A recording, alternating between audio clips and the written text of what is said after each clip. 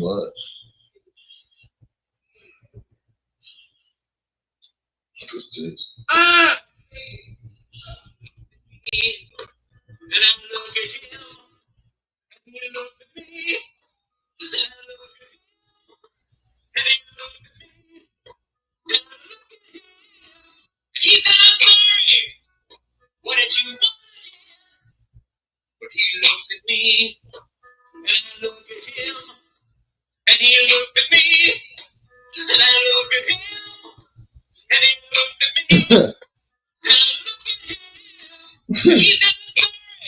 She pulled out the cut on him.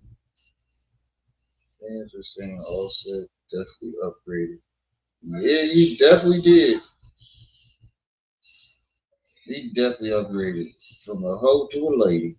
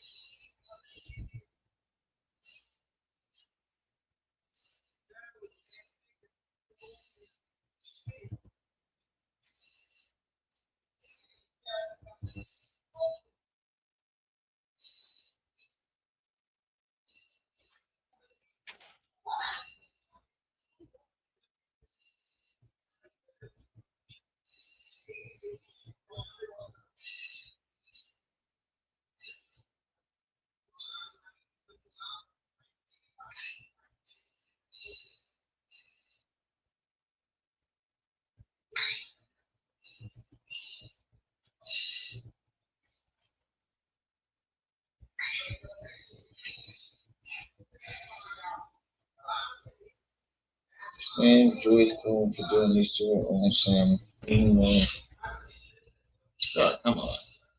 Come on.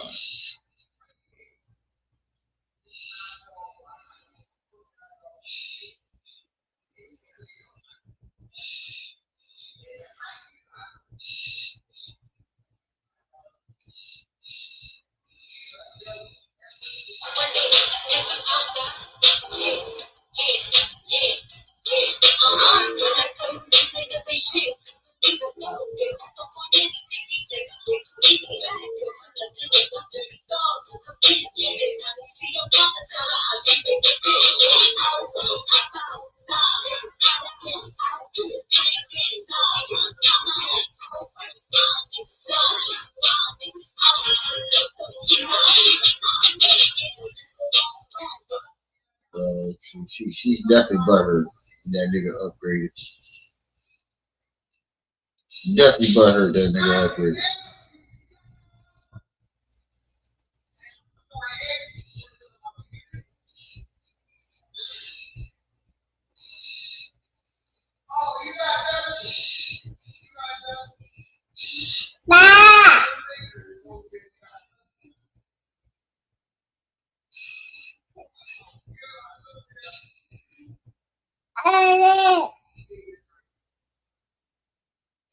What's up, Quas? Stuck on daddy duty again.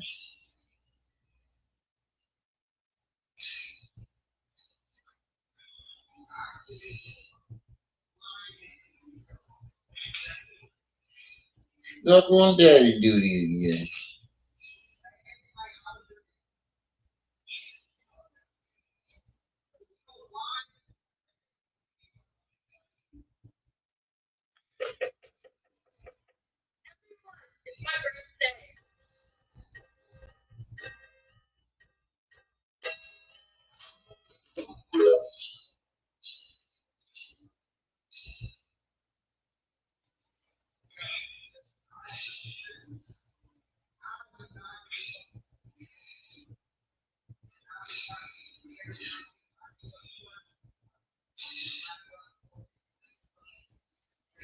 Your light page be crispy than a motherfucker.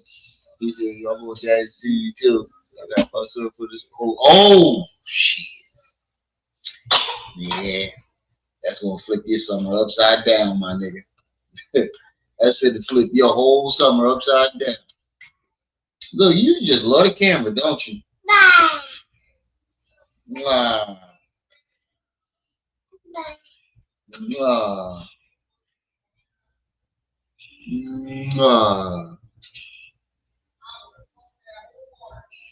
Nah.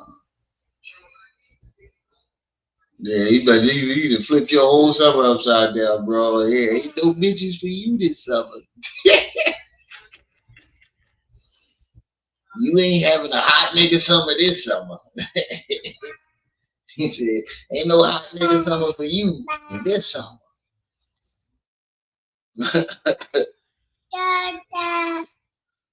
Oh shit, I keep forgetting.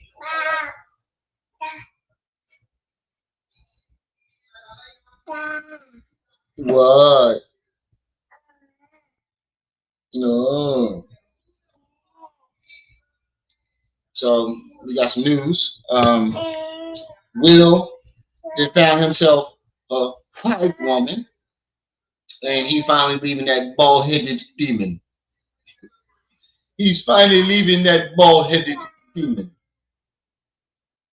What he say on Wakanda? What was it?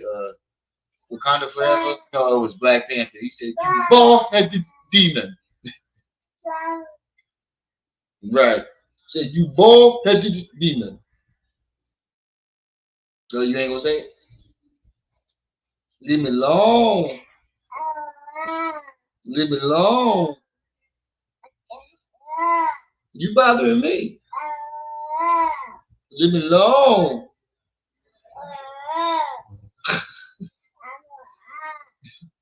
You bald-headed skittle diddle. I am so glad he is leaving that woman.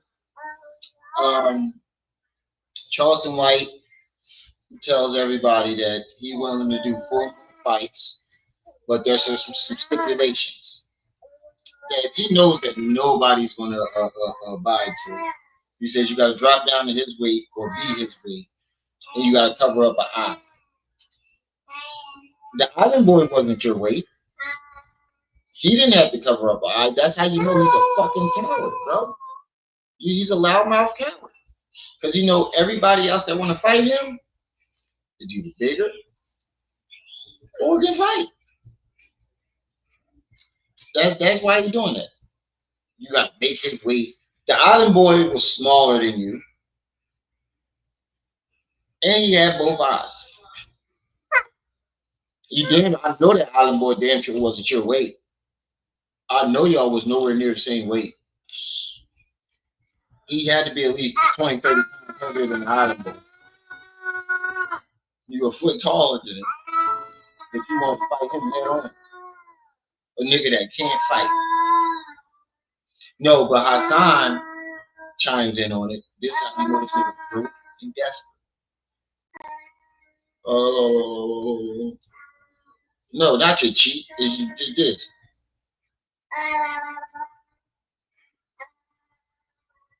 She won't be doing this the whole live stream. I'm waiting for me slap to call me because he got some hell of news that everybody gonna do about it. Happy.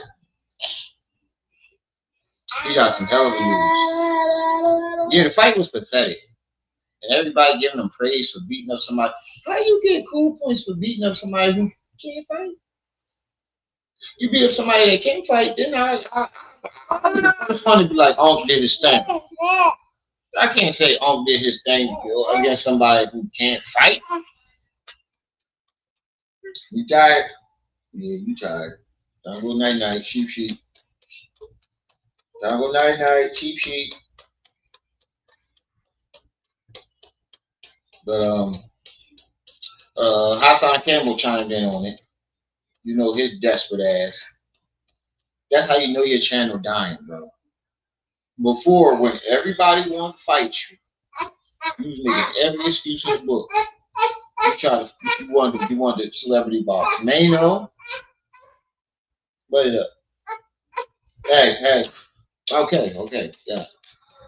You wanted to celebrity box Mano first. I mean, not Mano. My son, when your channel first started dying. Right. You wanted to celebrity box Mano. I mean, not Mano. My son. Then it was Mano.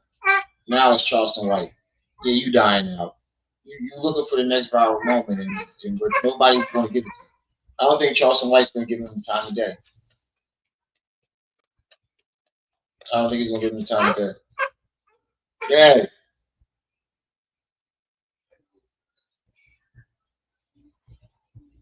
Anytime I start showing my attention to the screen, you want I'll trash you. But it don't make sense, yo. It don't make sense how these niggas just be cloud chasing. And Nas flexed on. He about to be richer than Jay-Z soon. That nigga about to open a $5 billion casino and give jobs to everybody in Queens. He about to turn fucking the barrel. What was he from? Queens, New York. He about to turn that shit to New Las Vegas. Oh, he's about to surpass everybody in money in rap. With that, if that casino do good, and not only he's doing it not just to make money, he's doing it to give back to his fucking community. You know how many jobs that's going to get people in Queens?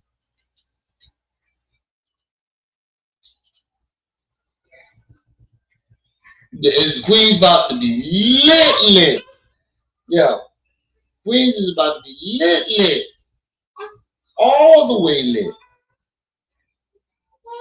And niggas is going to be mad. All right, let's get into this Will and Jada shit first. Let's knock that off the way. Hey. Let's knock this Will and Jada shit out. You know who dropped the news? Tasha K.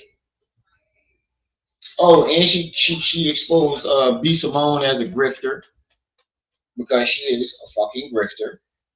Now you going broke because your audience can't connect with you because you didn't switched up so many times. Same thing with Hassan. You done switched up 7,000 fucking times.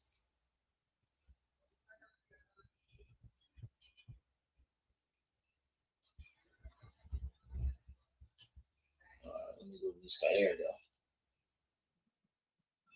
Oh, and also, again, Hassan Campbell is capitalizing off of somebody's death. Again.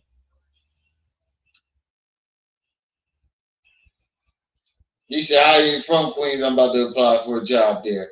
Shit. I don't blame you. I applied for a job there too. So let's get into this first topic. Will is finally leaving that bald-headed demon. Put it up. Will Smith is finally, after being separated from Jada since 2016. Remember we told you that and they said we were lying? Y'all remember all that? First of all, shout out to the day one winos, okay? That's been here since 2015, right? Listen to me. All the August Alsina stuff and the spiritual marriage, them getting married on the beach, over the water, jumping over the broomstick, and Jada saying, listen, I will never leave Will Smith. He is my life partner. They are life partners. Even Will has talked. Let me translate what that meant. I'm never leaving Will Smith's money. That's what that really translates to. I am never leaving Will Smith's money. That's what that really translated to. But that nigga got a prenup. But the problem with that is the prenup is like 30 years old, so he came into different times. He's gonna try to take it back. Talked about it. And we told y'all that this whole marriage was PR. You know, they felt like they were stronger together. You know, they sell everybody. They sell Jada, they sell the kids. You know what I'm saying? They for sale too. The kids' dogs is for sale. You know what I'm saying? All types of stuff, right? And so we told y'all about this, and y'all just couldn't get it through your head that your favorite couple would be living apart and be separated and be dating other people, and especially Jada dating another bisexual man, August Alsina. Like y'all could not believe all of Janelle, that, what's right? up? I have to kind of remind y'all about the stuff that we get, and then it comes out later, and you're like, "Oh, Tasha did say that, right?" So we got a call he's done with the PR of it all. The life partnership is not working. He has a woman that he's in love with, and she is not black. And he is. Let me find out Will found himself a white girl who really appreciates it. I don't blame him, though. I don't blame him. I do not blame him. I do not blame him, yo. If he really went out and found a white girl, says she's not black, so that means she could be anything. I mean, she could be anything. But I'm pretty sure it's a white woman. Now talking to lawyers. The issue, and so he is setting up to divorce Jada. Now, this is going to be a messy divorce because you have to understand the prenup that was signed. Because remember, when he met Jada, Jada was just kind of a small time actress that was being passed around Hollywood between Tupac and everybody else that would take pussy, right?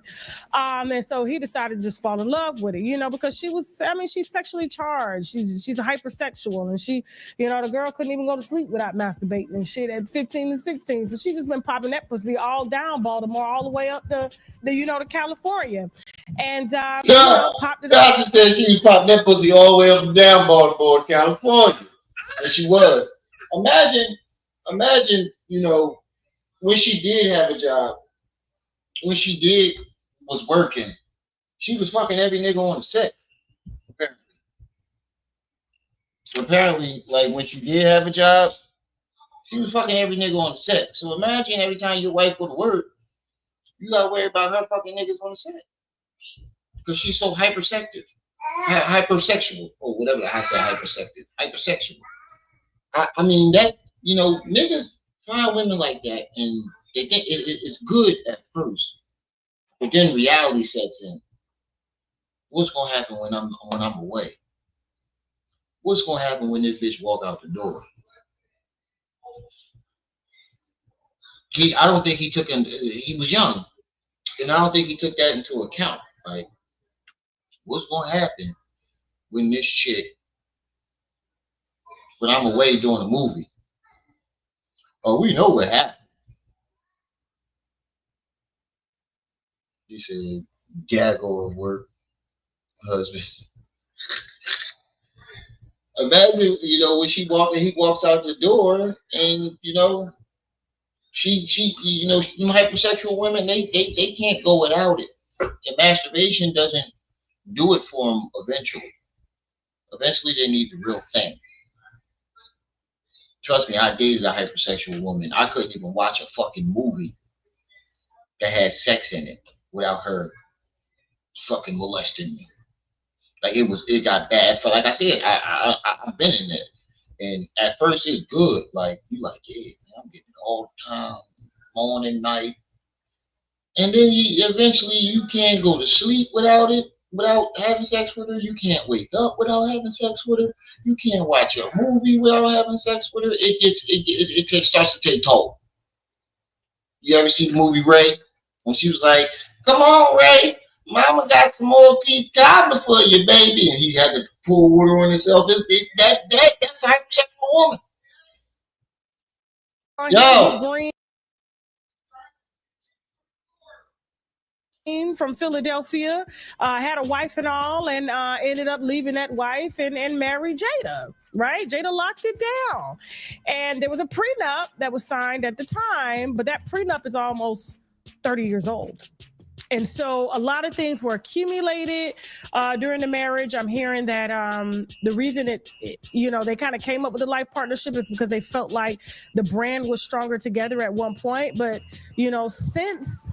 But that's one thing I don't get. Like, a prenup is a prenup. A prenup is a prenup. It should count for something. Like, the prenup is you walk away with, you came in this bitch with. What he accumulated during the marriage shouldn't matter in my eyes. My personal opinion. That shouldn't matter. You know, that's still his money. But you know, some people, some states, law don't see it that way. So he won't give up. He won't give up a gang a lot of that money. How much is Will Smith worth? How much is Will Smith's net worth?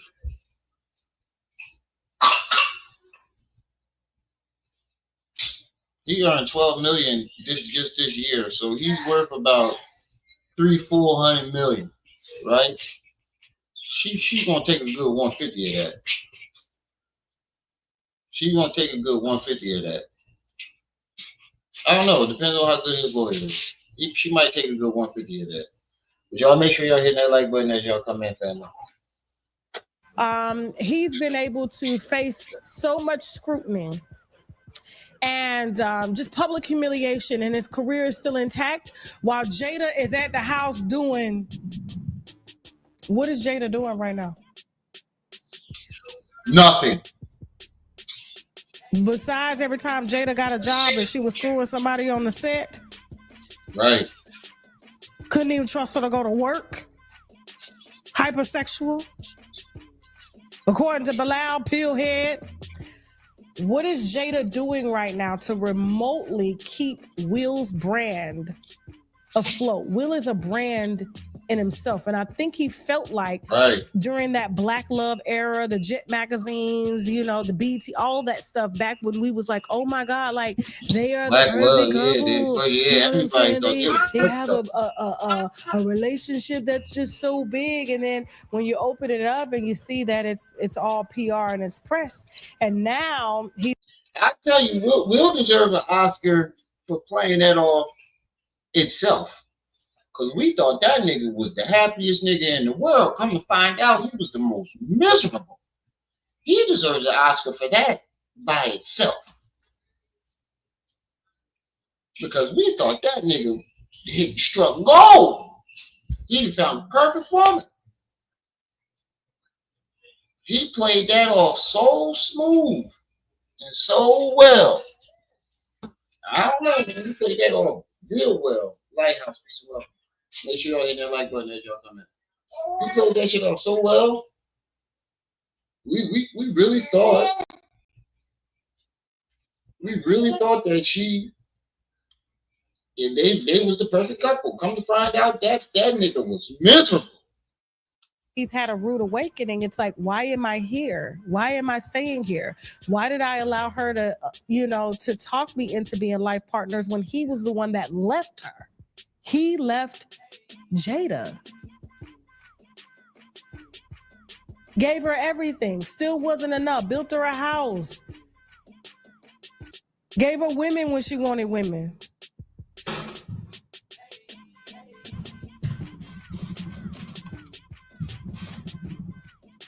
Here's the thing. I don't give a damn who Will Smith is cracking. As long as he cracking on that film. As I said during my comedy interview. That's true. That's sitting at 1 million+ views right now. I said, don't nobody give a damn about Will being gay. We always kind of knew. Right? Oh, I ain't seen that part. I ain't get this far. I heard Will turned that young boy from Empire out. They said Will was the reason why he went crazy, because Will was clapping them geese. I don't know. All them niggas in Hollywood is either gay or bisexual. I mean, Tyler Perry's best friend came out and said, "Yeah, that nigga good and gay." I mean, everybody knew. We gonna get in there too. That's another subject I forgot. Everybody knew. Like, what's up? Everybody knew that man was good and gay. Nobody just wanted to admit it because Tyler Perry was doing all that Christian shit. There's a lot of gay Christians out there. Come on, man. Everybody choir director was gay. And everybody ignored it. The choir in every church, you tell me your choir director wasn't gay. You go ahead and tell me your choir director wasn't gay. You go ahead and tell me the head deacon is either the head deacon with a fucking choir director. You tell me them niggas wasn't gay. People knew they was gay, they just ignored it. Same thing with Tyler Perry.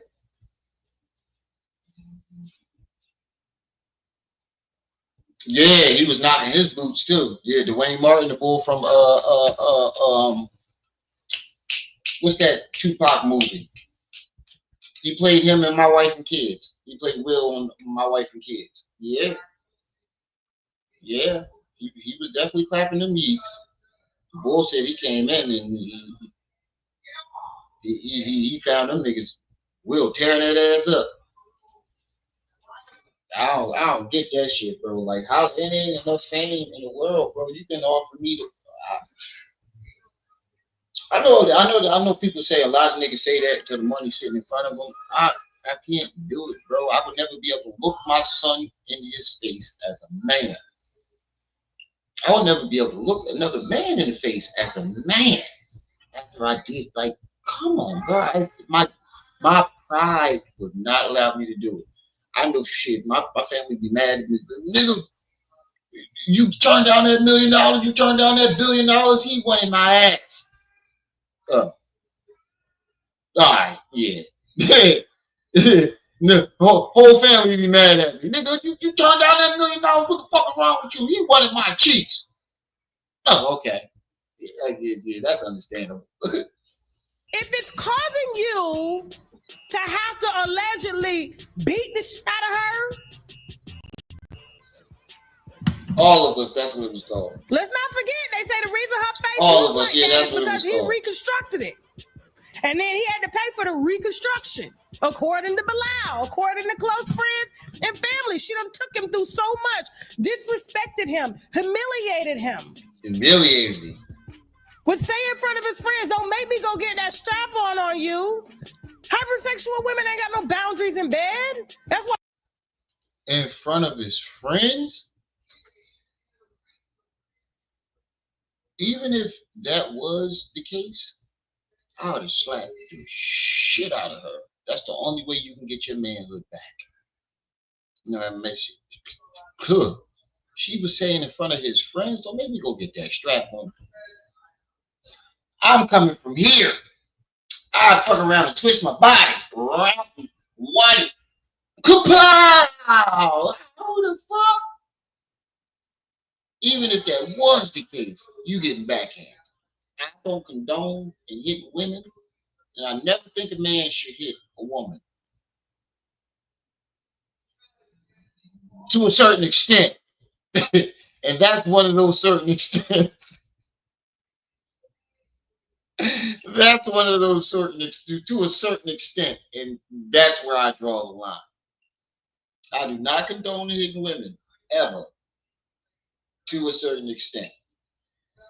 Let my wife say some shit like that, and I know it is, and it ain't true. I know it ain't true, and she's just saying that to embarrass you, whether it's true or not. That's fucking embarrassing in front of your homeboys. Spin on them, King. Hey, Quaz, that would have been that's how much I would have cocked that back. Spin on them, King. Kapow! You ever see Blue Street when he Good. I'd hit her with one of those. Who was it, Blue Street, Dave Chappelle?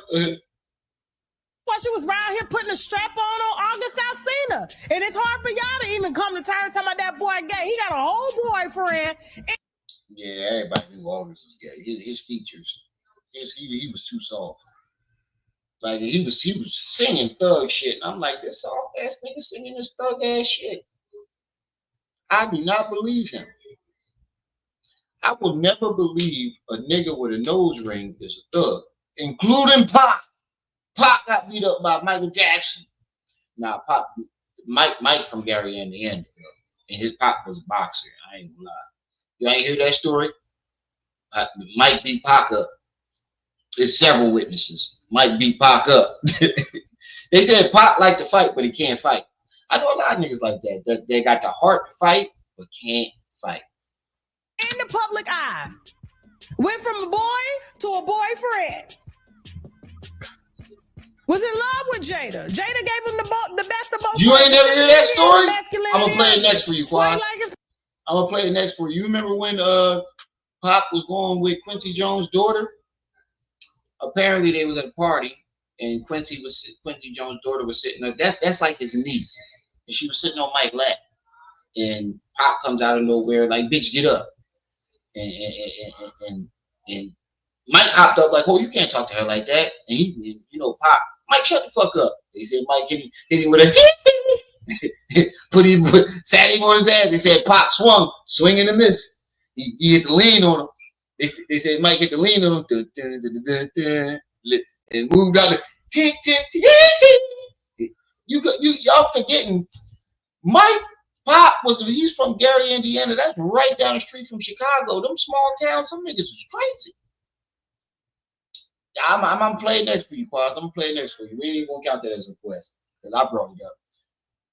Pop, Mike whooped his ass. Mike gave it to him. There's several witnesses. I'm gonna play it next. Prostate massage. Did all that to that boy. That's why he was on that dope real bad, fighting them demons and stuff like that. Mm-hmm. Yeah, she fucked Will and that's how you know you with a demon. She fucked two niggas up at the same time. Two superstars. She fucked them up at the same time. A boy to a boyfriend. Was in love with Jada. Jada gave him the best of both worlds, the femininity and the masculinity of it. That's why he liked his prostate massage. Did all that to that boy. That's why he was on that dope real bad, fighting them demons and stuff like that. You ain't the only one. I don't know how that story didn't get out when it happened, because I'd have told everybody.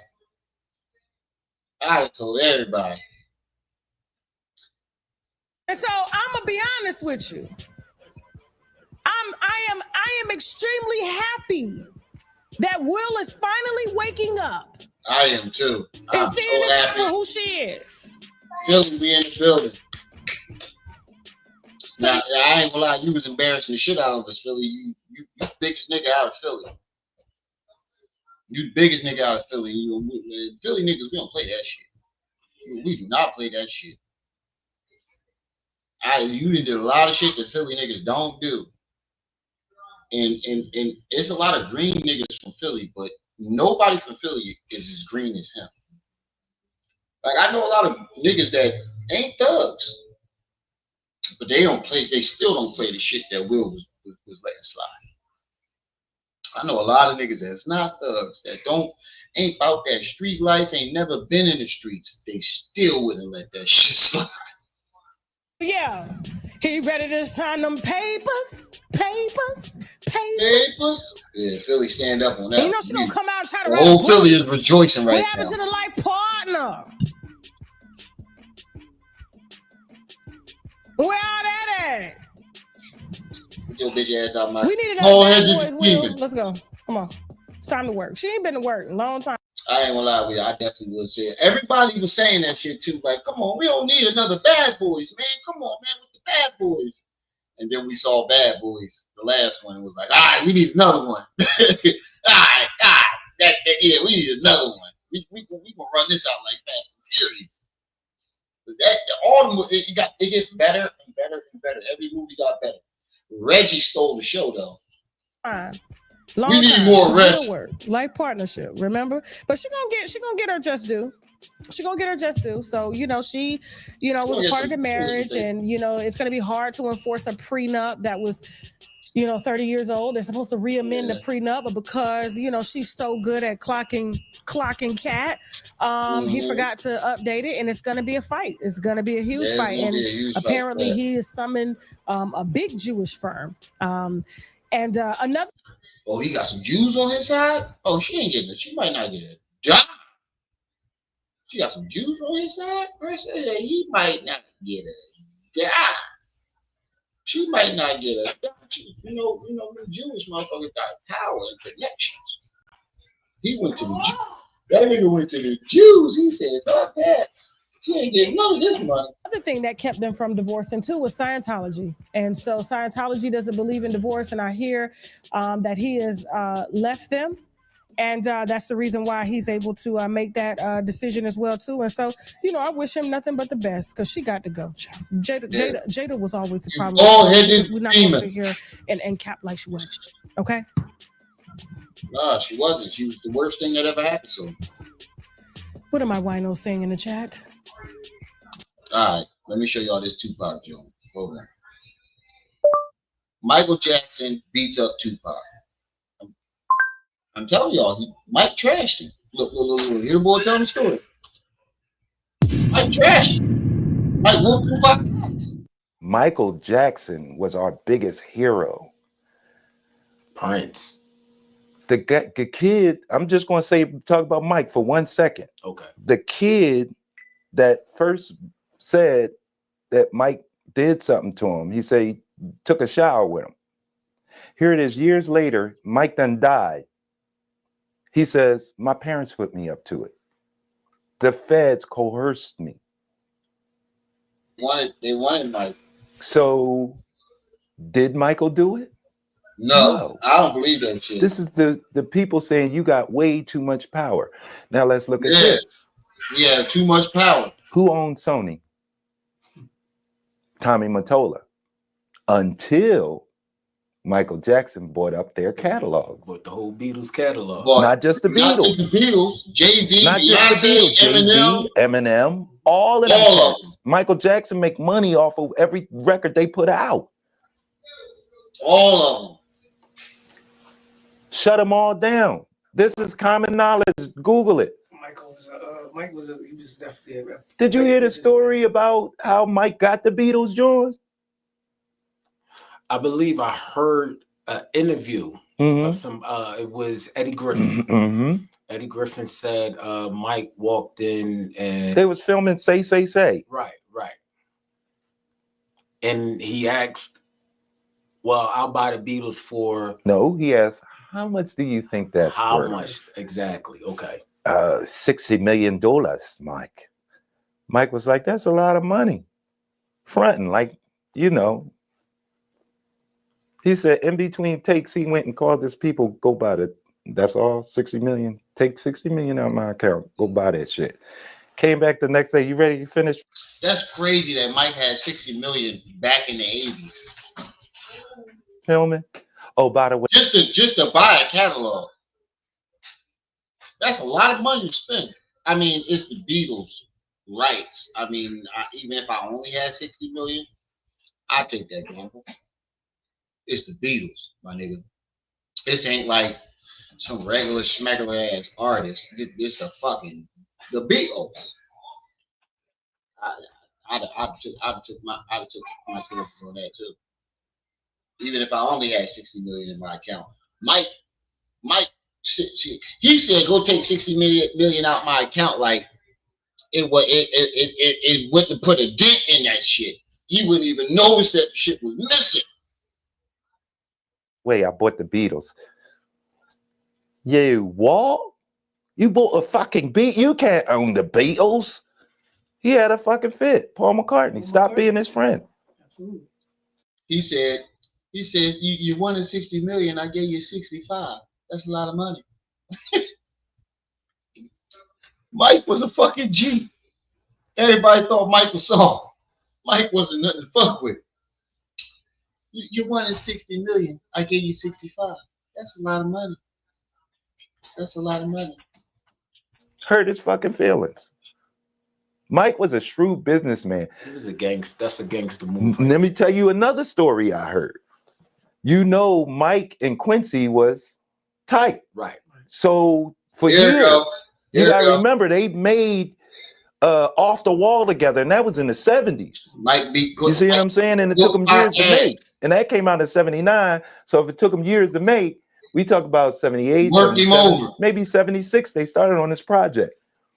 So Mike that means Michael Jackson grew up. I mean, watch Quincy Jones' daughters grow up. That's why he's wearing blue. Later, Mike was a Crip, not just had Crips in there. Mike was a Crip. That's why he was wearing the blue Jones. That's why he was wearing blue. Tupac is dating one of the daughters. I think it was Khadijah. They came out of Tupac comes out the party, disrespecting Khadijah, like, bitch, shut up. Come the fuck on. Shut the fuck up and get in the car. Mike stepped to him. Yo, you can't talk to her like that. He was like, Mike, mind your fucking business. Mike was like, fuck no, that's like my niece. You ain't gonna just talk to her like that. Michael Jackson and fucking Tupac start rumbling. Michael Jackson beat his ass.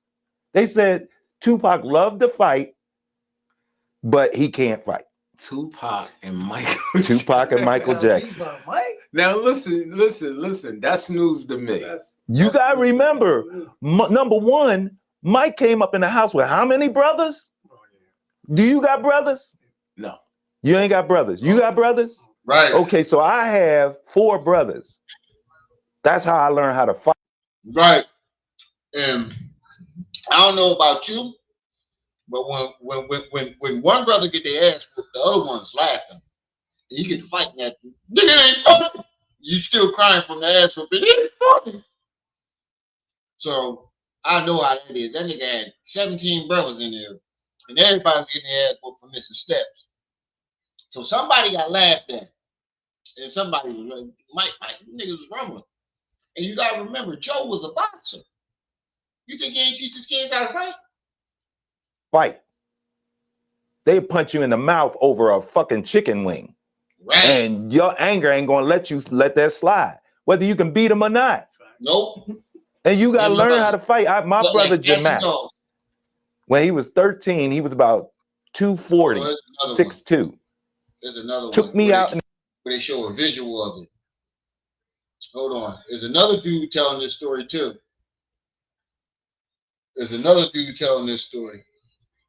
Excuse me.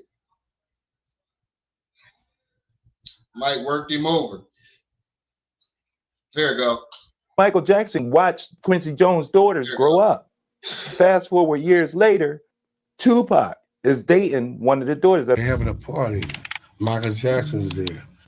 Kadada is sitting on Mike's lap. They said Tupac comes out the party. He comes in, he see Kadada Jones. That's what he's fucking Kadada. Disrespect, like, bitch, shut up. Come the fuck on. Shut the fuck up and get in the car. Grab Kadada's arm. Mike grabbed her arm. Mike stepped to him. Yo, you can't talk to her like that.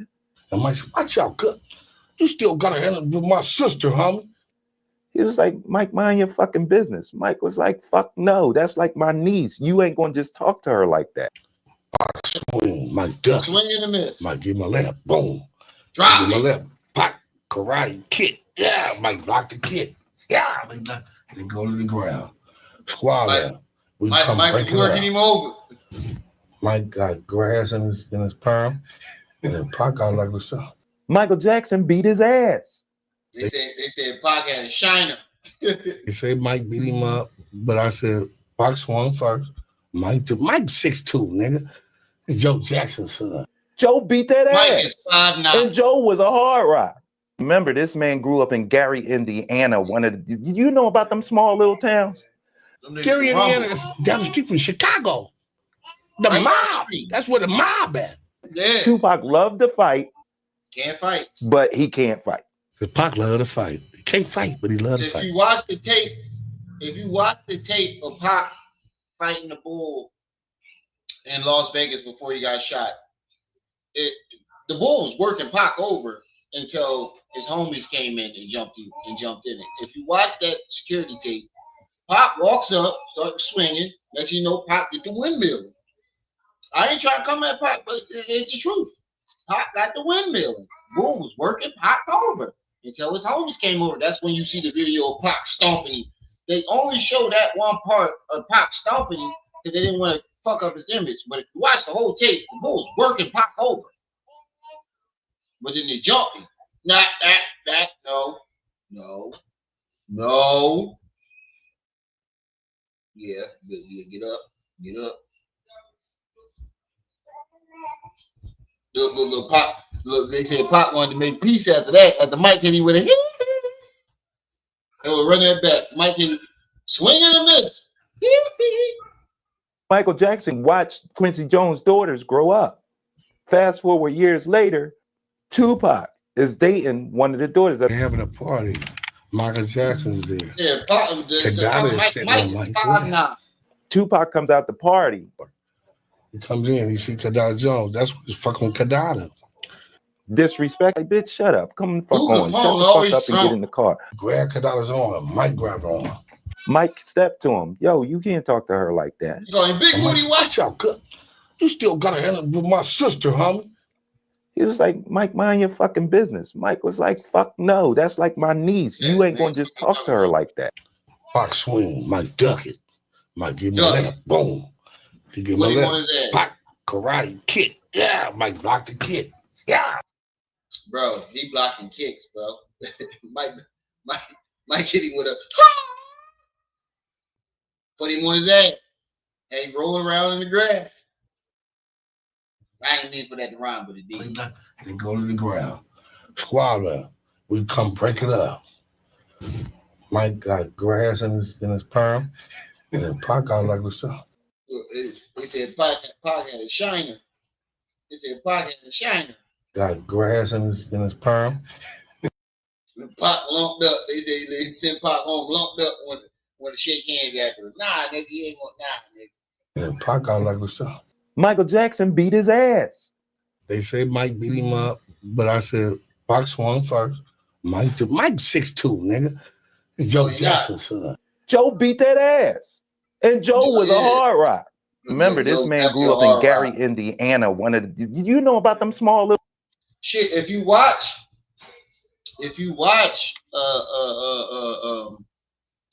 Jackson Family American Story, when the bull robbed him for the equipment, Joe was working like 3 of them over.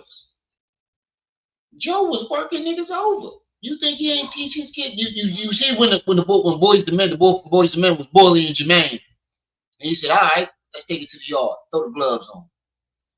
Throw the gloves on." You see, he was teaching his son how to box. You think he ain't teach all of them how to rumble? little towns. Gary, Indiana is down the street from Chicago. The mob. That's where the mob at. Tupac loved to fight, but he can't fight. There's a lot of niggas out there with heart that'll love to fight. He can't fight. Young Pharaoh. No, he don't want to fight nobody. No, he can't fight. He love to fight. Can't fight. Oh yeah, I forgot to show y'all. I got footage of Young Pharaoh's last fight. Hold on. I got footage of it. Young Pharaoh's last fight. I got footage of that. Hold on. Here we go. Young Pharaoh's last fight.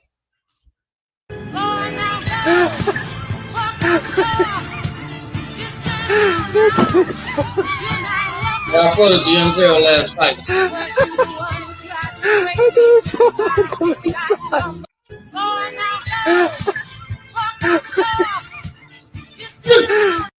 The ref gave his opponent time to stop and laugh. That's how funny it was.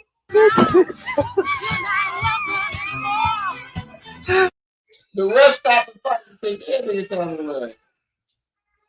We Young Pharaoh last fight.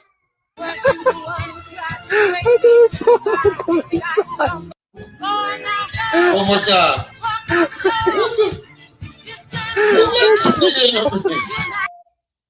Who let this nigga in the ring?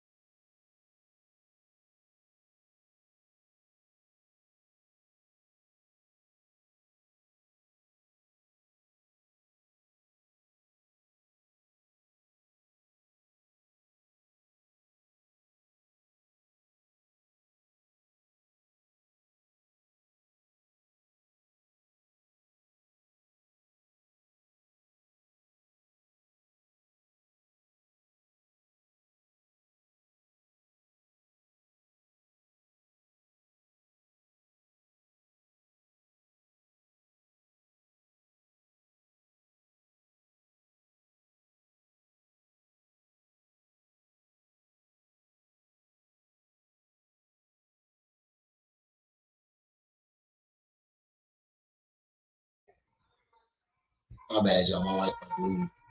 No, I got lip gloss on it. I think we should do that. Give me a kiss and got lip gloss all over me. You see if Mike was on some color purple shit. He said Mike was on some Color Purple shit with Pac. Right. All right. So I want to talk about this Nas situation. Hold on. What's the channel called? Chig Smooth. No, not Kids Move.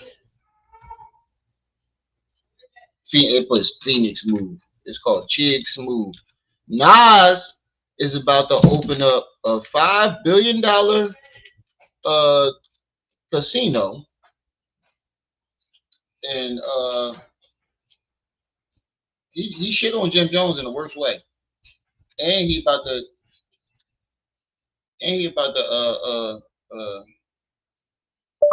Nas Casino. He about to oh, you want to there go sit down, eat your ice cream. Sit down, eat your ice cream. Sit down, eat your ice cream.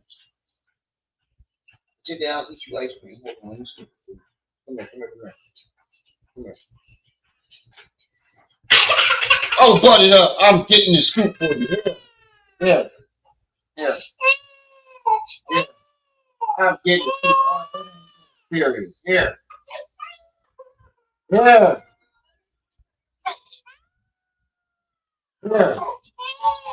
I was just breaking it up for her. Fart. You little fart. You ain't that serious. Why you give her that big ass spoon too? YouTube. Chicks. Get ready. You know what to do, Chicks. Salute to Chig Smooth. Hey, Chig Smooth. Appreciate all the coverage. He about to be richer than Jay-Z. All them niggas. Subscribe to your shit too, bro. It's officially over, you guys. Hey, referee, hit that bell. Stop the count. It's over. We're done. There should be no more conversations to be had after this. Now, over the last 2 weeks, Jim Jones has been going on a campaign against Nas. Smoking when you say you better than Nas. I might have been a little, well, as far as let's get this right. I'm way more influential than Nas, and I don't care what nobody say. I know I made a little boo-boo when we talk about the sales and all this type of shit. I don't feel like getting into that rhetoric about where I started and where you made a boo-boo, nigga. You opened a wound, nigga. The fuck, that wasn't no boo-boo. That was a gunshot with a 12 gauge shotgun, nigga. What the fuck you talking about? You have never even. I don't remember Jim Jones even. Hold on, let's fact check that. Has Jim Jones ever attended the Grammys? Has Jim Jones ever attended the Grammys? Yes, rapper Jim Jones has attended events related to the Grammys. Not Jim Jones has reportedly seen at the Grammys with Kanye West. Wait a minute. So you have gone to the Grammys, but you was Kanye West's date. Pretty much. And you attended events related to the Grammys. Has he ever even sniffed a Grammy? Hold on. Does Jim Jones have any Grammys? No, Jim Jones does not have any Grammys. Argument over. You never even sniffed a Grammy, nigga. And you didn't go to the Grammys as Jim Jones. You went to the Grammys as Kanye West's date. Well, you said that. But listen, Nas was nice when I was in high school. When I was in 10th grade, Nas came out. Mm-hmm. Nas was dope. He wasn't in 10th grade, nigga. He was in Leaf at 11 and 12. You're only 3 years apart. We appreciate him. He had a little bit run, but Nas always came up DMX and other people. Like he never had that type of influence on us, except for his first album. I already told you. Yeah, that's definitely that's like fucking what's the quarterback for the Eagles? McNabb saying that he better than Tom Brady. That's like Cam Newton saying he was a better Patriot than Tom Brady. Cam Newton saying I was a better Patriot than Tom Brady. That's what that is. You ain't even got no Super Bowls. Well, he did take the Panthers to the Super Bowl. He ain't never take you ain't got no Super Bowl with the Patriots. to want to dress like Nas because he had a lot of fresh clothes that the hustlers used to wear and shit. And we used to see him on TV. He had one of the illest albums of all time. And then in high school when he had the barbecue and shit like that. Nigga, you just said it. He had one of the illest albums of all time. That right there blows you out the water. That one album blows your whole catalog. And that's the thing about it. If y'all did a versus, Nas would just perform that one album and blow you out the fucking water. Just one album. So I'm a real fan of Nas, but he kind of lost me after the movie Belly and shit like that. Like, I don't. Man, go ahead on with that, Jim. I'm trying to tell you, I'm being honest. You asked me, I'm being a fan. I'm telling you, from the movie Belly was fire, but after that, he kind of lost me. I think we was way too much into the game. Remember how this goes. You ever heard of a? Hold on. How many copies did Nas' last album sell? Nas sold approximately 16,000 copies. That's not really a lot for Nas. But let's go to Jim Jones sales. How many albums did Jim Jones' last album sell? 3,500. I think Nas is more relevant to you, nigga. Musically, influentially. If Nas wasn't relevant or, wasn't an impact like you was, then why did you use his name? You could have used anybody else's name, but you use Escobar's. Kofi list? Yeah. Yo, go back into your history and find out what happened between us and him. You dig? And I'm not trying to repeat history, but don't play with us when it comes to that, bro. We already went wild on them boys. You heard? What happened we the between ones you who went and wild Nas? on them boys. You heard? Hey, Jim. And people out here acting like I said I'm gonna bring the Kofi list back. I just told you I'm a changed man. Steph Law. Can you dig? I got a question. I'm a changed man. Steph Law. That right there is the most. What Maj Jig is letting him in here as a blood. You must have paid your way into a Maj Jig, and I don't know too many Maj Jigs that's gonna let somebody pay their way into that shit. You must be at I hate to say it, a black Maj Jig, because only niggas is gonna allow a blood to claim themselves as a Muslim. You go over there to the Middle East talking about something and walk into a Maj Jig if you want to. Cut your fucking head off, nigga. Pick up for itself and meet me in a booth for something if we want to do something historical. Nas say he don't do that no more. Nas say he don't do that because he got $100 million. He's a very wealthy man. You heard? He's a very smart businessman. He got more than $100 million after this deal. Hold on. And I'm not gonna lie to you guys, man. This is how you know Jim Jones is an elite level troll. A few days ago, he went on Backfield podcast, salute to Backfield, and he doubled down. He goes. And that's the thing about it, bro. Like this picture right here, put it up full mask. Lets us know that you frauding. For real. Nigga, you only worth 400,000. And you walking around. You mean to tell me you walking around with 50 grand on you every day? And you only worth 400,000? Hold on, let's do the math. Because that's impossible. Especially if you're spending it. So let's say he's spending that 50,000. Oh, let me do the math. I ain't a mathematician. 50,000. Hold on, wait. 400,000 divided by 50,000. That's 8 days. You're fraud, nigga. You're not spending that money. You took that money out just for that podcast. And you put it right back. Because there's no way that's 8 days worth of spending if you walk around with 50,000 every day. That's 8 days worth of spending, my nigga. You might have pawned one of them chains or one of them rings for that. Goes on to then say, hey, I'm the reason why everybody's talking about him right now. As a matter of fact, it's been decades since somebody talked about him like this. I made him go viral, not him. What I did for Nas probably never been done for him in his life. He's never been that viral at all, ever. Because he don't want to be that viral. You know why you did this? You know why the difference between you and Nas? Nas acts his age. Look at the difference in this picture. These niggas are 3 years apart. I see a nigga that don't want to grow up and a grown ass man. That's what I see. I see a nigga that don't want to grow up and wants to stay young. And over top of me, I see a grown ass businessman who acts his age. That's what I see. When you look at the picture side by side, what do you see? These niggas are the same age.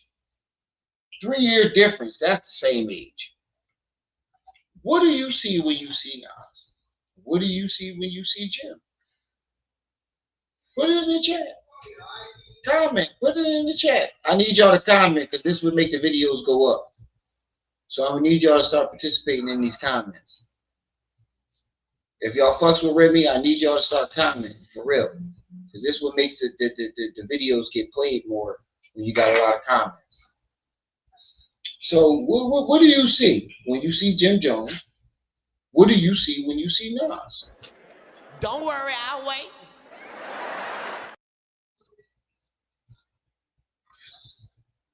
Nas has spoken about every second around the world concerning music I've never heard. What about Jim? Nas was viral before. Yeah, that's what I'm saying. Nas was viral before the internet even popped. I see white hair like. I see a homeless rapper needing clout, right? You wearing a tennis hat, nigga. At 48 years old, you wearing a tennis hat, my nigga. I don't even see the young boys wearing that shit. Ever. He's never been talked about like this ever in his life. Now, has Nas reached out to you? You did the last time he was in some shit like this with people comparing when him and Jay was beating on him. You heard? He said Jay-Z was beating on him. I don't want to talk about other people's career, but let's just get to the semantics of it. Since the whole Nas. Okay. I don't know Nas to have a conversation with him. You don't have a conversation, we can have that too and shit like that. You dig? Like I don't really care. One thing I did see. This is actually Soulja Boy level trolling right here. You say something outlandish, people call you out for it, and then you go on to take credit for going viral. It's matter of fact, hold on. Let's compare Jim Jones to Soulja Boy. How many platinum records does Soulja Boy have? Yeah, but the other two they were. Soulja Boy has earned 1 all-time platinum for his hit single "Crank That" for an Instagram post. So you on the same level as Soulja Boy. You on at least matter of fact, we can't even say that because Soulja Boy wrote "Crank That."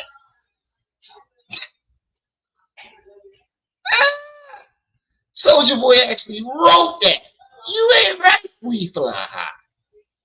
How many platinum albums does Soulja Boy have? Soulja Boy even has 2 platinum albums. You're not even on the same level as Soulja Boy. I quit. Sit down, eat your ice cream. Sit down, eat your ice cream. You're not even on the same level as Soulja Boy. Soulja Boy has 2 platinum albums. Jim Jones has none. I quit. You're not even on the level of Soulja Boy.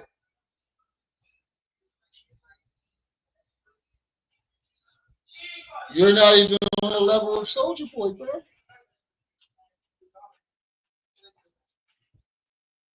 Shit. Hold on. How many platinum records does Afro Man have? Afro Man has one platinum record single, Because I Got High. How many platinum albums does Afro Man have? Afro Man has one platinum album. Oh shit. I quit. Afro Man has one platinum. Jim Jones. Hold on. Let me put this up so y'all can see it. Let me put this up so y'all can see it. Oh my God. Yeah. Afro Man has one platinum album. I highlighted it right over top of me.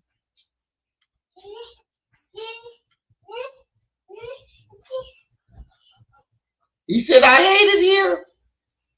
Oh my God. That nigga Lil. He got, hold on. How many platinum records?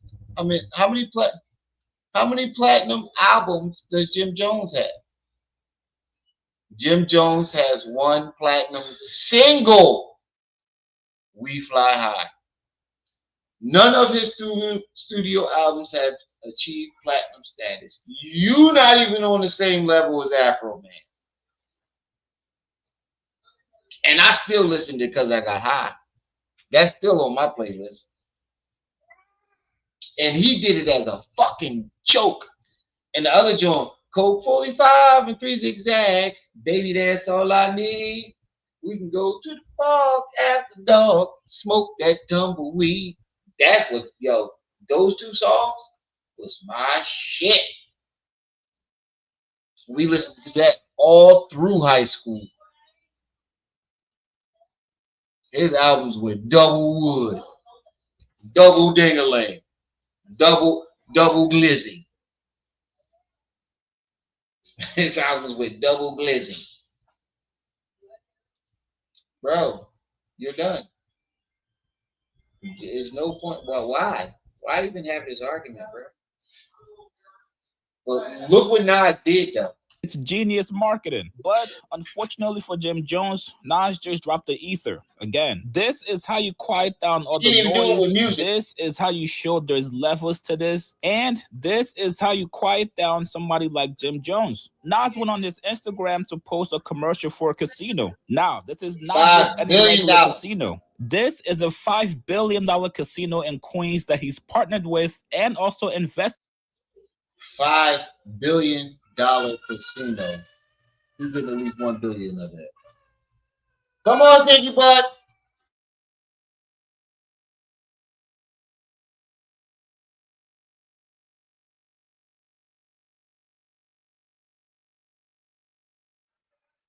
$5 billion. With, which pretty much is going to guarantee him generational wealth. And that's not including all his other investments. The future is not something you wait for. It's something you build. It lives in the hands of the doers, the dreamers, the people who refuse to stand still. Resorts World is more than a casino. It's energy. It's opportunity. It's hope for the borough. A second chance for some, a first step for many. It's where community gathers, not just to win, but to build a future once imagined. This isn't just business, this is legacy. And now it's time to invest in us. Because the future doesn't ask for permission, it moves with purpose. From our chairman to our newest employee, we're committed to Queens. And in Queens, the future is now. Now, this casino is basically going to transform Queens, New York into Vegas. So no, Jim Jones, Nas doesn't have time to argue about who's more viral, who's the better rapper. This is about real life and legacy. So if you're Jim Jones, you gotta feel crazy right now. You've got to cancel all those podcast tours that you've booked already. You're trying to rap beef with a guy that's not thinking about you, somebody that's out here building partnerships and also investing in stuff that's going to change the lives of people. Just like Nas said in his caption, let's... What Jim Jones ever do for Harlem? We seen you buy toys. You got people through Christmas. He about to get them niggas through Christmas, Easter, the Thanksgiving, Hanukkah, all the holidays. He about to get he put his whole barrel on, bro. He is about to put his whole barrel on. What did Jim Jones do for Harlem besides buy toys and splurge and stunt? I showed him how to dress. He said, I showed them how to be responsible and take care of their families. No, you showed these niggas how to never grow up. That's all you did, was show niggas how to never grow the fuck up. That you can be 40 years old and still think you're 20. That's what you showed them. This nigga put his whole barrel on. He's about to get everybody in Queens a job. Majority of them. He has the power to give them a job. He about to surpass Jay-Z in money.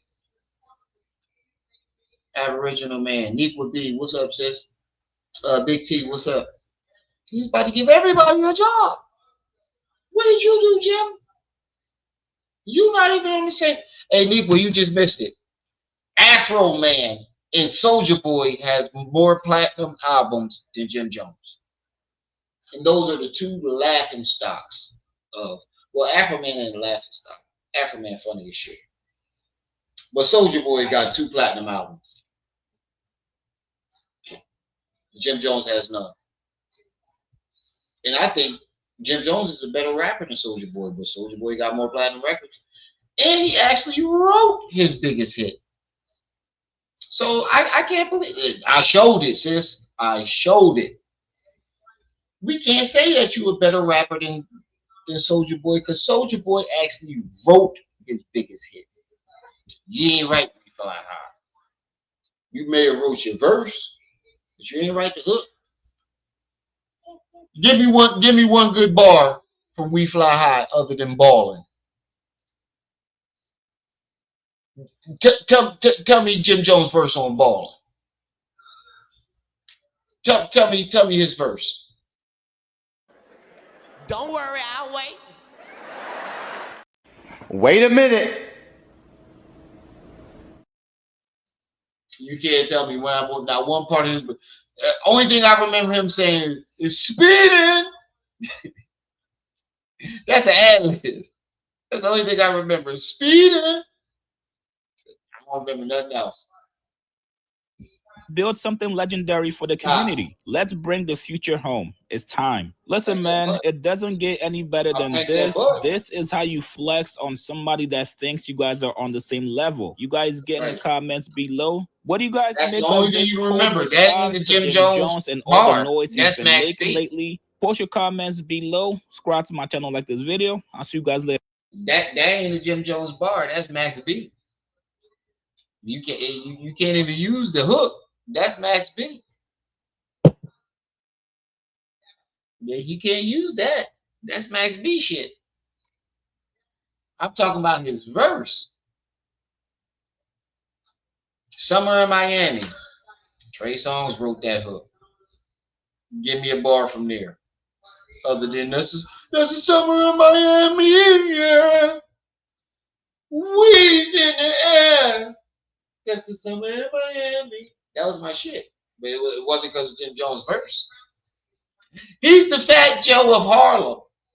Pretty much. Matter of fact, Fat Joe got more hits than him. How many platinum albums does Fat Joe have? Fat Joe even got 2 platinum albums. TKO. Fat Joe even got 2 platinum albums. Ah.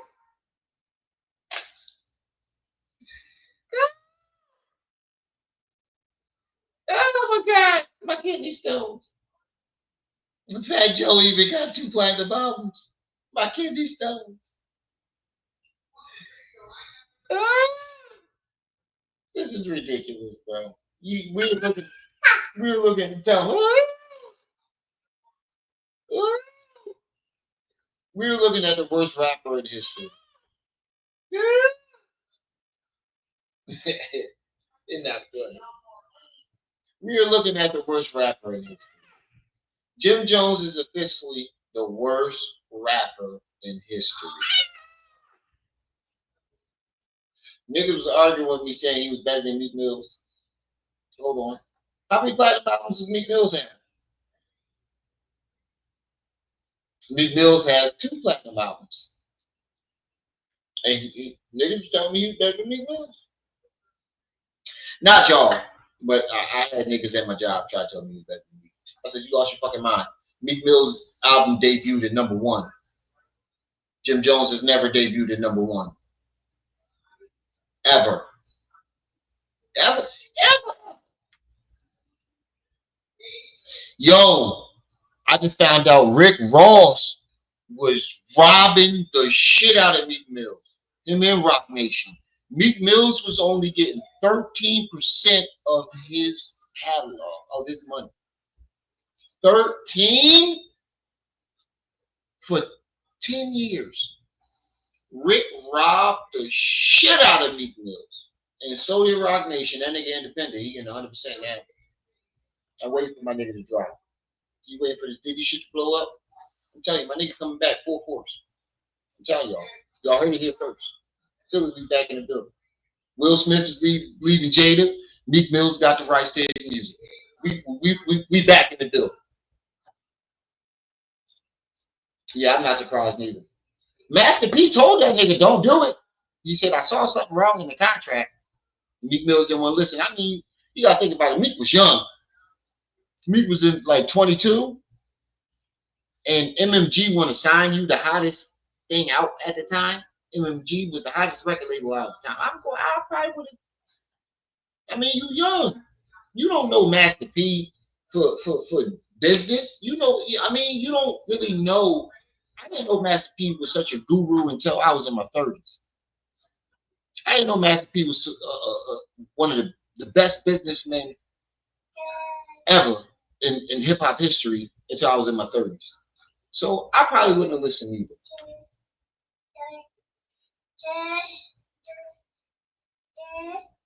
He didn't know why he was bunny hopping. Ah, damn, Big T. He said Meek was young with the dusty braids. That's what I'm saying. He was trying to get the fuck up out of Philly. But if he would have just listened to Master P, he'd been a lot richer. What's his network? What's Meek Mill's network? 25 million for 10 years. That's you could have had a lot more. You could have been worth 100 million by now. You could spend 25 million real quick. All right, let's get into this Hassan Campbell shit. First, we're gonna start with what he said about Charleston White. Oh no, wait. I want y'all to see what I see. Now, tell me what y'all think I'm about to say. Right now. Looking at this picture. Yes. I know. I see. You gonna be sticky. I know you gonna be sticky. Now, tell me what y'all think I'm about to say about this picture. Just put it in the chat. Tell me what y'all think I'm about to say.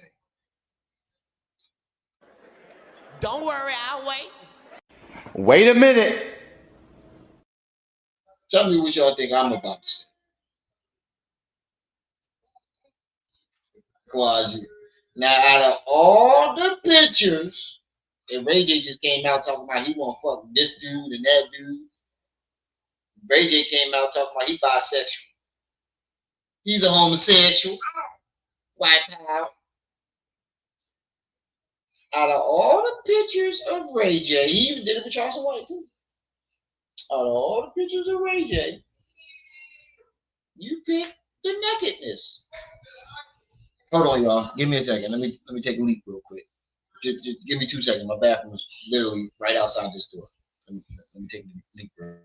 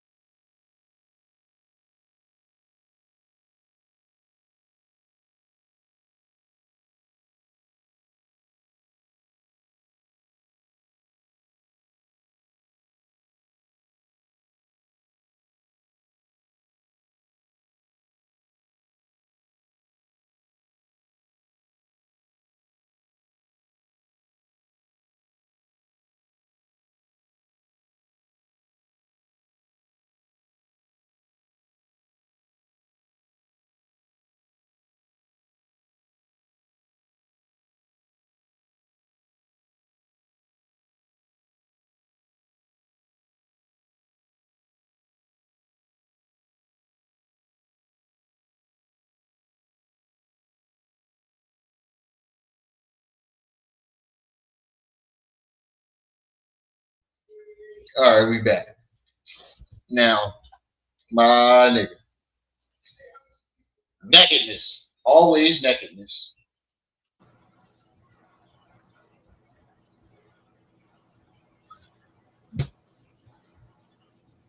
I need y'all to hit that like button as y'all come in. And I want to say this too. I need y'all to start dropping comments under the videos, man.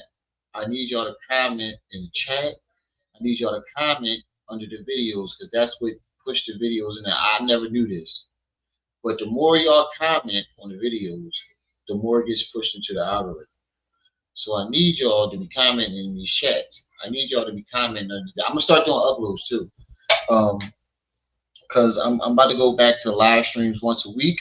But I'm going to try my best to drop at least 3 to 4 uploads a week and then go live. I mean, if it's a good story during the week, I'll go live. You know, I might do maybe more than one. But my job is really taking a toll on me. It's really taking a toll on me. So that's why I've been doing less and less live streams. But I'm trying to push out more content for y'all. So what I'm gonna do is, because I can't cover everything in my live.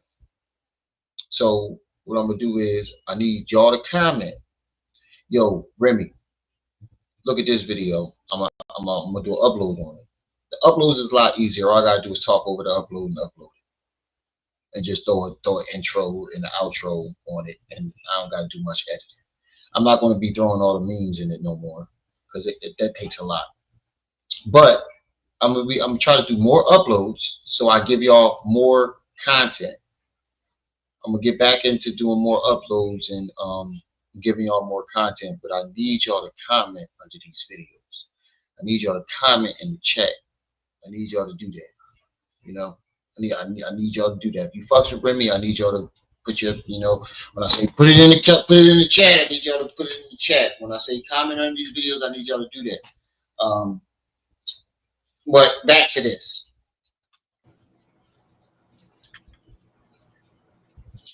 Bro, is that a mohawk or a fade? I don't know. It's like it's a fade right here. He got a fade. He doing this shit himself, or his barber just don't like him. Look, he got a fade right here. Now watch me turn his head. Is a mullet over here.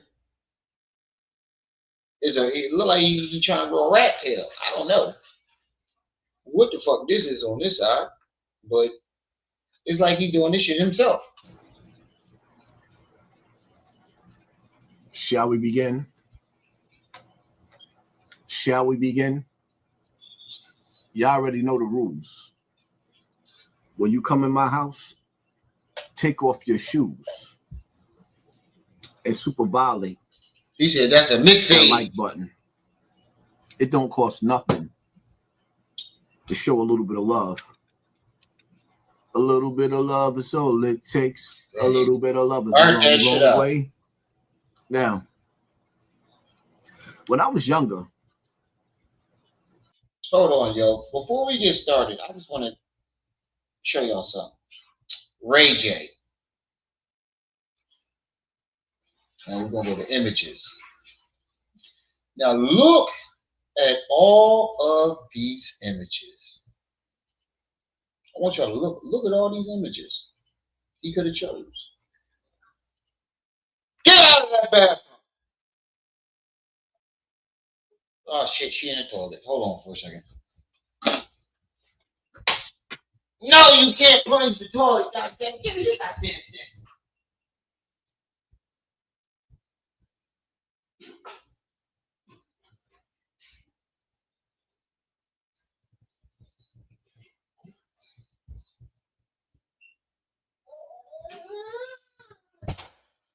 Now, don't you do it.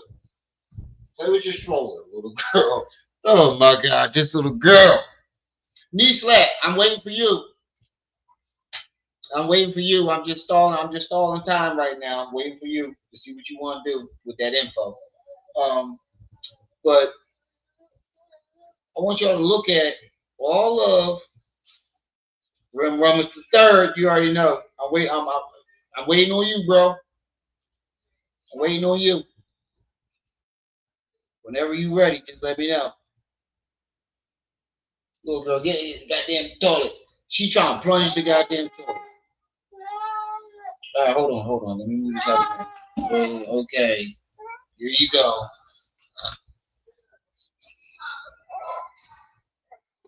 Now look at all these pictures of Ray J.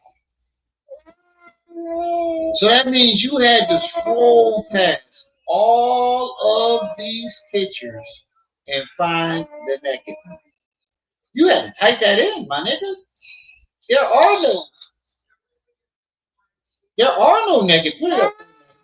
No naked pictures of Ray J.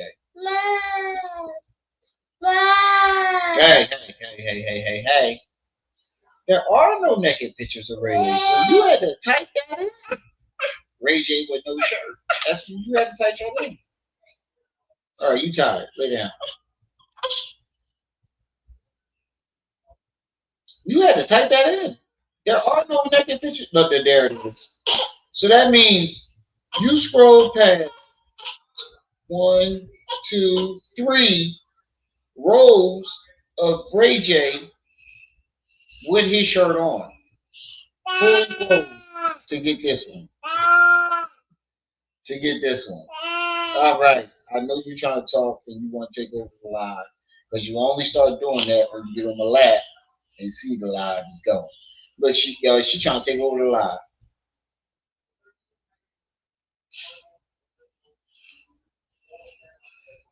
He had to scroll past 3 rows of Ray J actually having his shirt on to get to that shirt. You can create Discord, let your mods send you videos. How do I do that? And brainstorm what type of shorts you should make. Yeah. How do I do that? How do I make a Discord? Stop. But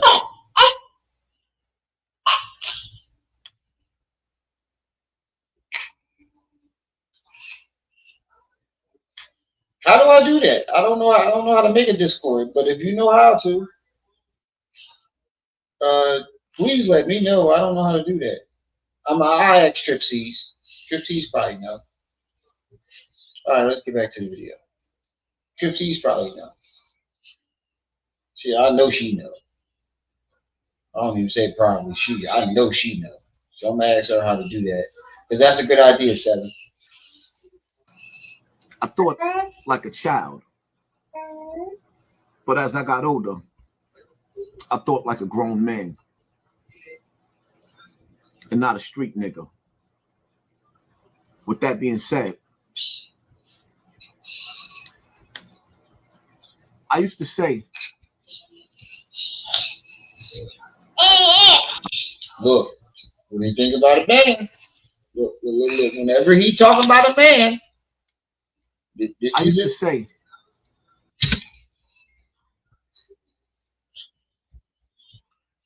I think you at this point, I think you're doing it on purpose. I think you know niggas know that you gay, and the more that people call you gay, the more you get looked at. Like, it makes people look at your videos and say,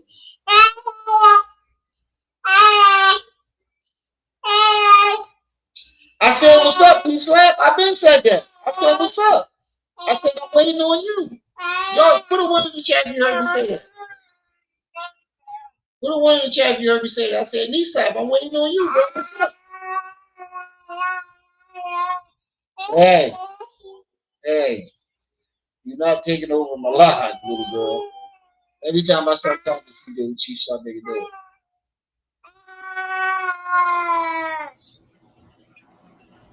I wouldn't wish jail on nobody. When I was dumb.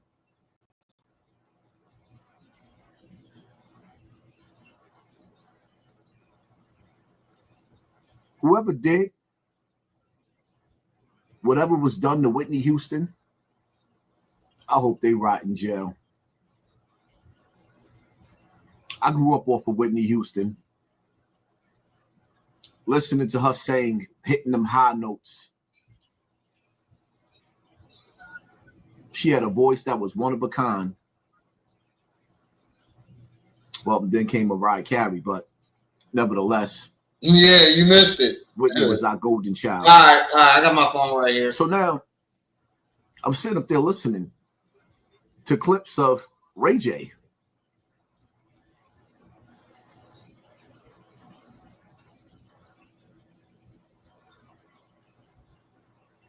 Shit. It was like laughing like, bro, you gave me too much, bro. You don't got a nigga back.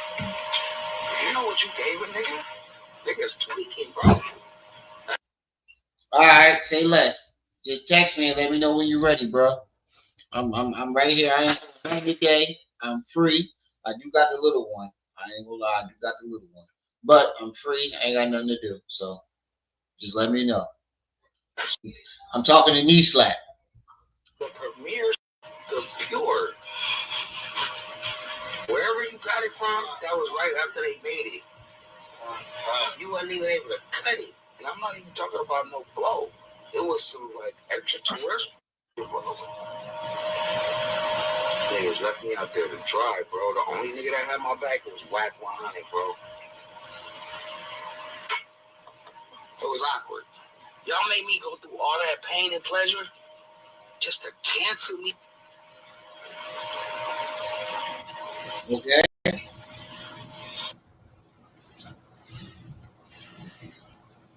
Ray J, is you trying to confess something? Because we all.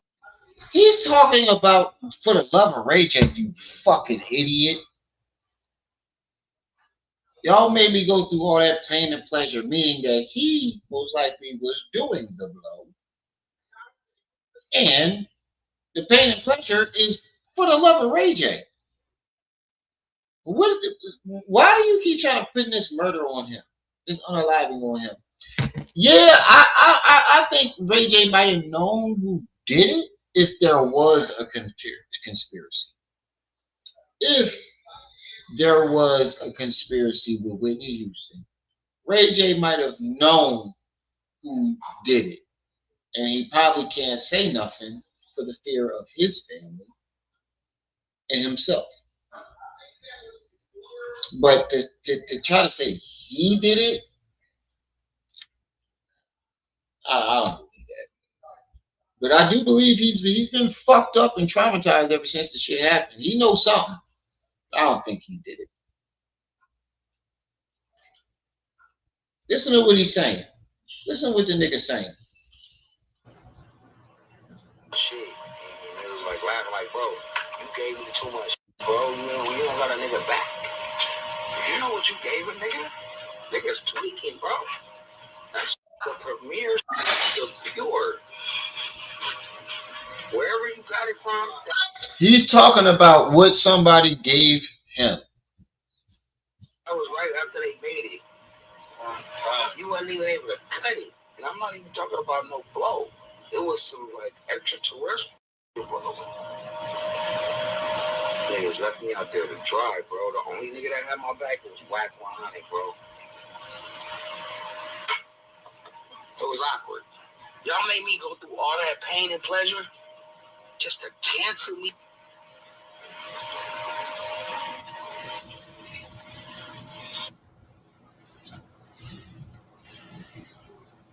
Ray J, is you trying to confess something? Because we all know something just ain't right. So then I listened to this clip. Actually had this clip for a little minute of Orlando Brown. Somebody just said to me, and I'm like, I ain't trying to connect the dots. Y'all.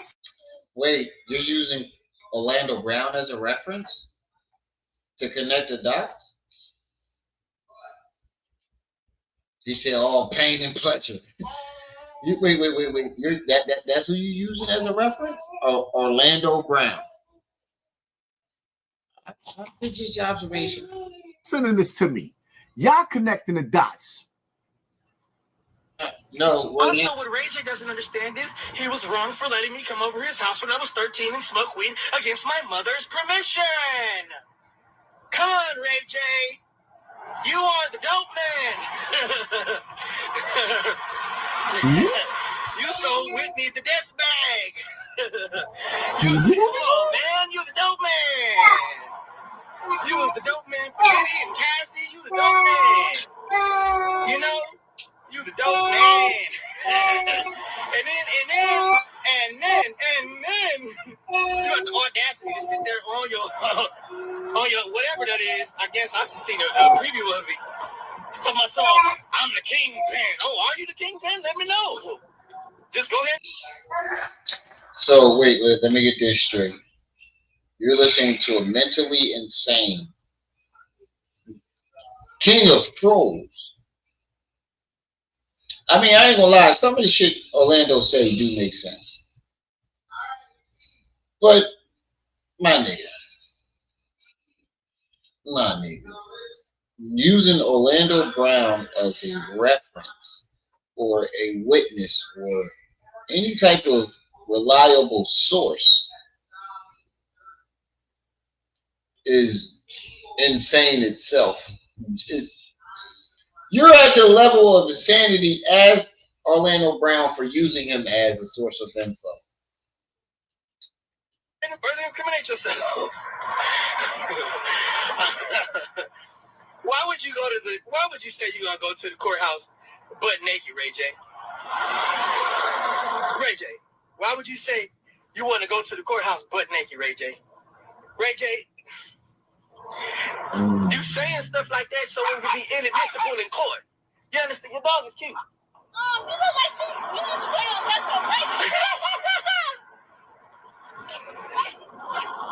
But you know, you got to be very, very careful with, you know, how you play, Ray J. You just saying that kind of stuff so you can be found inadmissible in court. Okay? That's all you know, you want to be inadmissible in court. You want to be deemed uncredible as a witness. So you're saying things like, oh, I'm gonna go show up butt naked and I was the kingpin.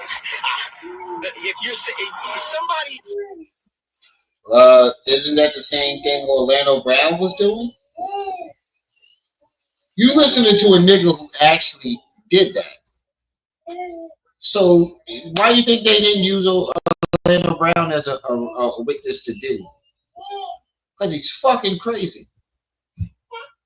He know firsthand how to do it. So you're listening to him as your source of info. Again. That's why this video ain't really getting no traction. Yeah, how many views this young got?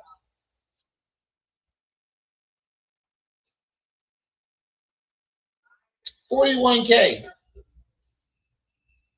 So out of almost 500,000 people you got subscribed. 41K actually watched this video.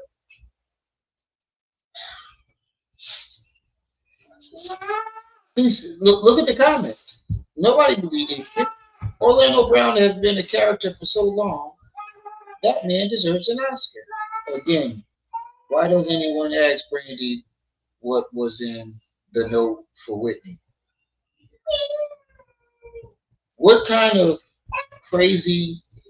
What kind of crazy to me is Whitney Houston had Ray J be like 20 years, but Ray J was a bad guy.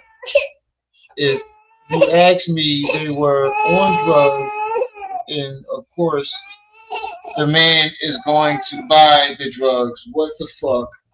Rest in peace, Whitney. Ray J, time might be coming next.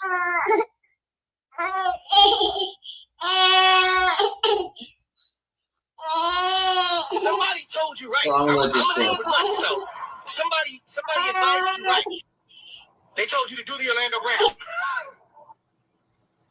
Wow.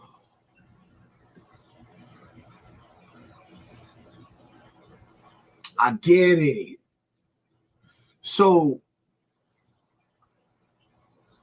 did I miss something? Is there a possibility that there's a subpoena or there's fear of a subpoena where there's a court order where Ray J has to show up to this Diddy trial? And somewhere the pressure bust pipes. Nigga ain't even getting the courtroom yet, but he drunk. And something is already coming out. I don't know if he gonna regroup, he gonna tighten up, or we don't know if he gonna fold. Because he don't know what that district attorney is going to ask him in that court.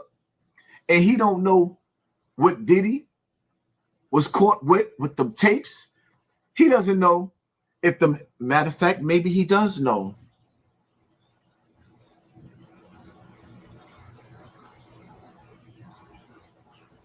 Because at first, when Diddy went to jail, he was screaming, "No Diddy." But then he got on a Diddy bandwagon and started speaking highly of Diddy. But then I think that court order came through. And now Ray J, he's singing nights like this. Well, that nigga gonna get in the courtroom and say, "This thing right here, it's bigger than Nino Brown."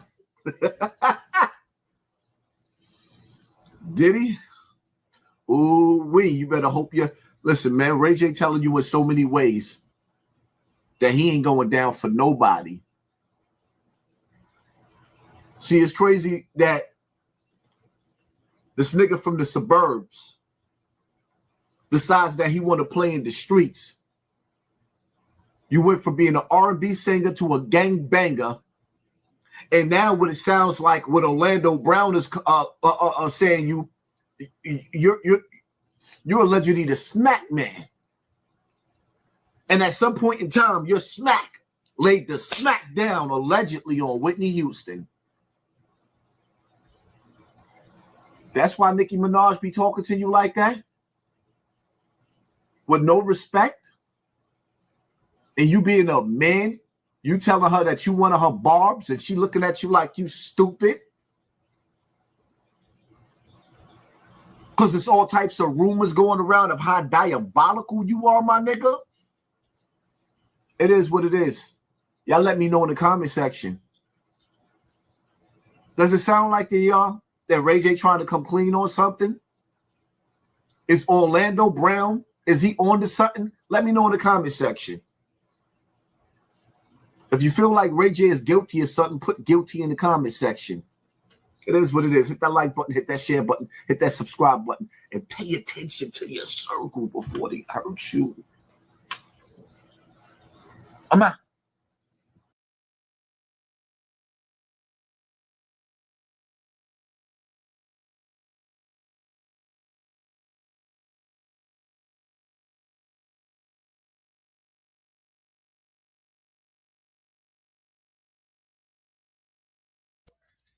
My bad, y'all. I had to put her in the bed. Hold on, let me run that back. Maybe That's all, man. For Diddy. Let me run that back. I had to put her in the bed. My bad. She tired. I had to put her to sleep. AP Max, what's up? Cassie, you the dope man. You know, you the dope man. Daddy duty. My fault, y'all. I had daddy. I'm on daddy. And then you got the audacity to sit there on your whatever that is. I guess I should see a preview of it. Tell my son, I'm the kingpin. Oh, are you the kingpin? Let me know. Just go ahead and further incriminate yourself. Why would you say you're gonna go to the courthouse butt naked, Ray J? Ray J, why would you say you want to go to the courthouse butt naked, Ray J? Right. Ray J, you saying stuff like that so it would be inadmissible in court. You understand? Your dog is cute.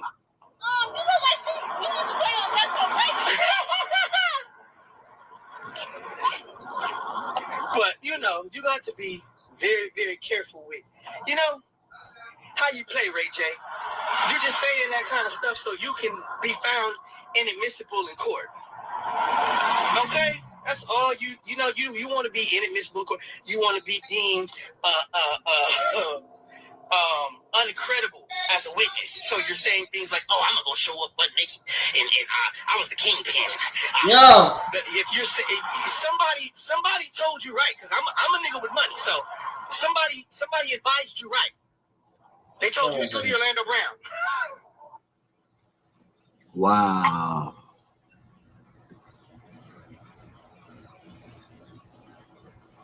I get it. So,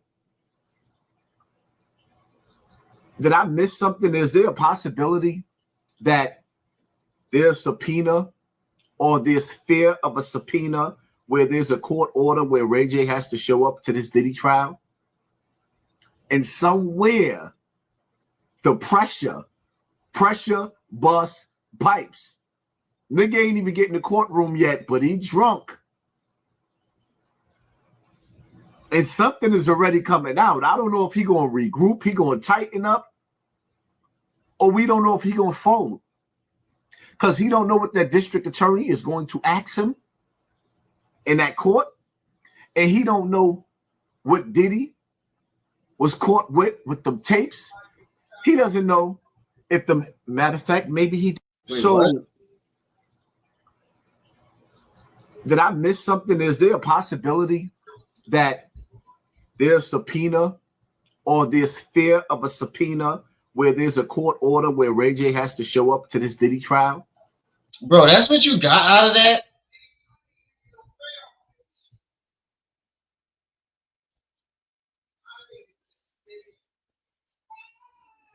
That's what you got off of that? And somewhere the pressure bust pipes. Nigga ain't even getting the courtroom yet, but he drunk. And something is already coming out. I don't know if he gonna regroup, he gonna tighten up, or we don't know if he gonna. Wait a minute. Ray J was talking about himself and his own life. How the fuck did you get Diddy from that?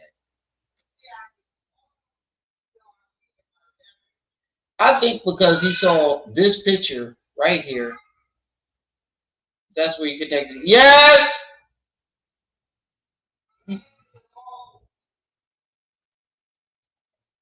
If you're not going to sleep, come here.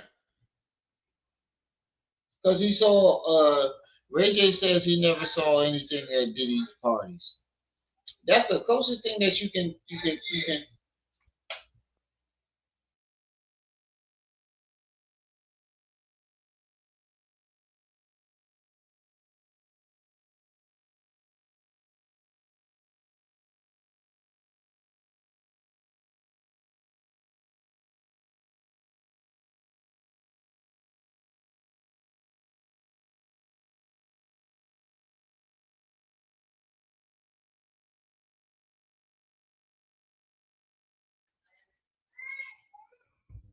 All right, so hold on.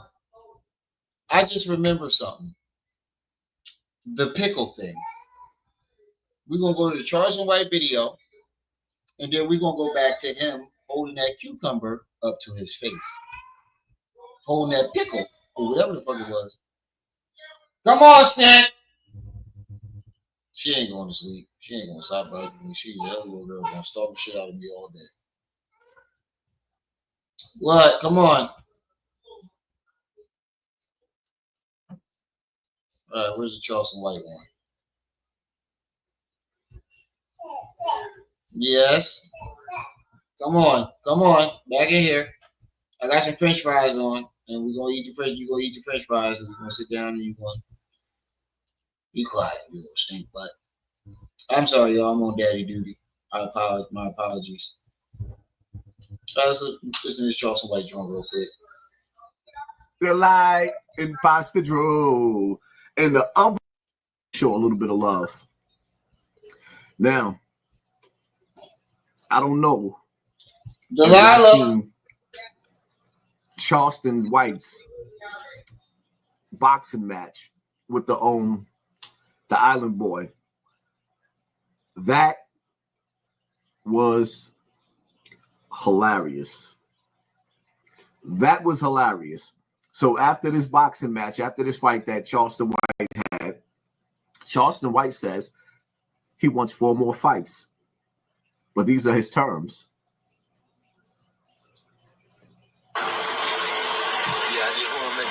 Serious announcement. I want 4 more fights. I'm signing up with Aiden Ross for 4 more fights. All you niggas talking about fighting and want to fight me. I accept all challenges. But going forward, the rule is. But you know what's crazy though? You can't talk about try to look tough and be like, I accept all challenges. But listen to the stipulations of the challenge. Now. You got to come down to my weight. I'm fluctuating between 125 and 130, so you at least got to come down to at least 130. Come down to 130. Cover up your eye, and nigga, I'll fight anybody, nigga. I need to hit Aiden Ross up because I'm 135,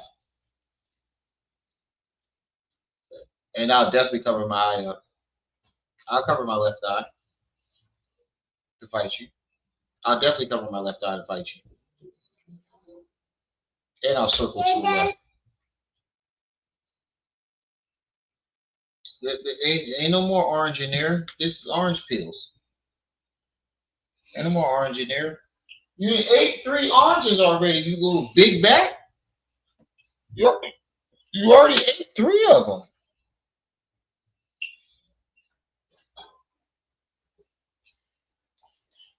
You already ate 3 of them.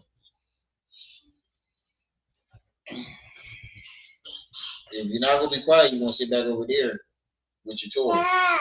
See, there you go already. Look, she want to take over the live. But listen to the stipulations. I'm already 135. But how you gonna say I'm accepting all challengers, and then say you gotta drop down to 135? And cover up an eye. You didn't say the Island Boy had to do that. The Island Boy, I know that nigga don't weigh 135. I know that nigga weigh like fucking 105 pounds soaking wet. 105 pounds soaking wet. You gotta see. You gotta get up. And if you can't stop doing that, you gotta get up, dinky butt. You can't get nope. Nope. Nigga, come down to my weight class, nigga. No. Cover up your eye, nigga. Any eye, you pick the eye, but I got to be covered up. It got to be an even fight, because I know that all y'all trying to fight me, and I'm. It wasn't an even fight when you fought. See, this is what I'm saying. You a foot taller. You see the cowardice in this nigga. You're a foot taller than the Island Boy. You weigh at least 20 pounds more than him. You didn't have no problem with fighting that man or making no stipulations. Now, when it comes to everybody else, they got to drop down to your weight and cover up an eye. You don't want to fight nobody. You're not accepting no challengers. You just want to look tough. the disadvantage. So just even after your fights going forward, come to my weight class, cover up your eye, and I'll fight any fucking body.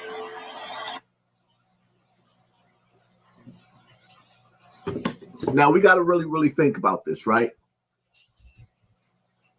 Me, for example, as soon as I heard Charleston White say he won 4 more fights, you know, I was like, I'll be your Huckleberry. Yeah, because you're desperate and you're broke and you're not making money off of that goddamn live streams no more. You're not making no more money. You can't afford. You probably can't afford your bills. I'll be your Huckleberry. In the beginning, wait.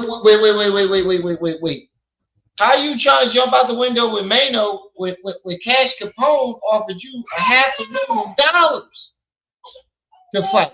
And you ain't gonna fight.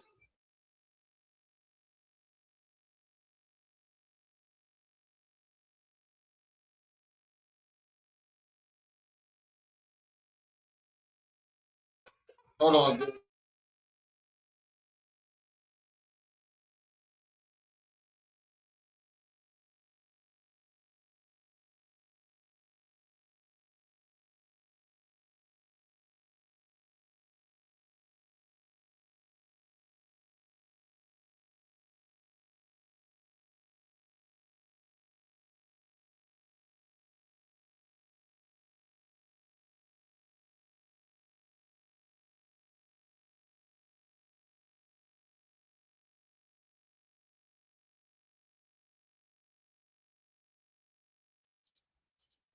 Now, when Cash Capone offered that nigga $500,000, he ain't gonna fight.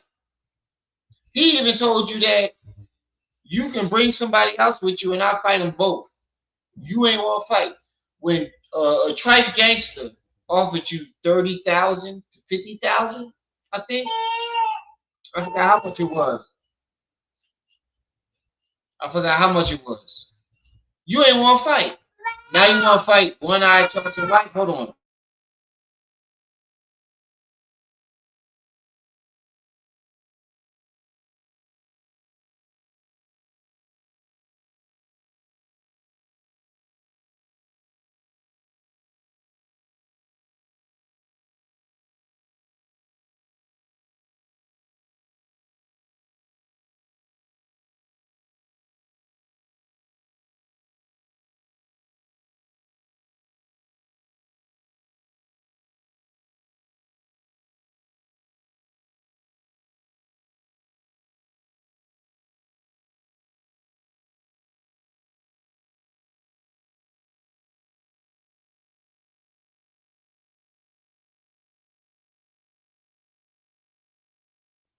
Back to what I was saying. When Cash Capone wanted to fight him for $500,000, he didn't want to fight. When Trife Gangster wanted to fight him for $50,000, he didn't want to fight. You want to go after Mano. You want to go after Mano, who you know ain't gonna want to fight.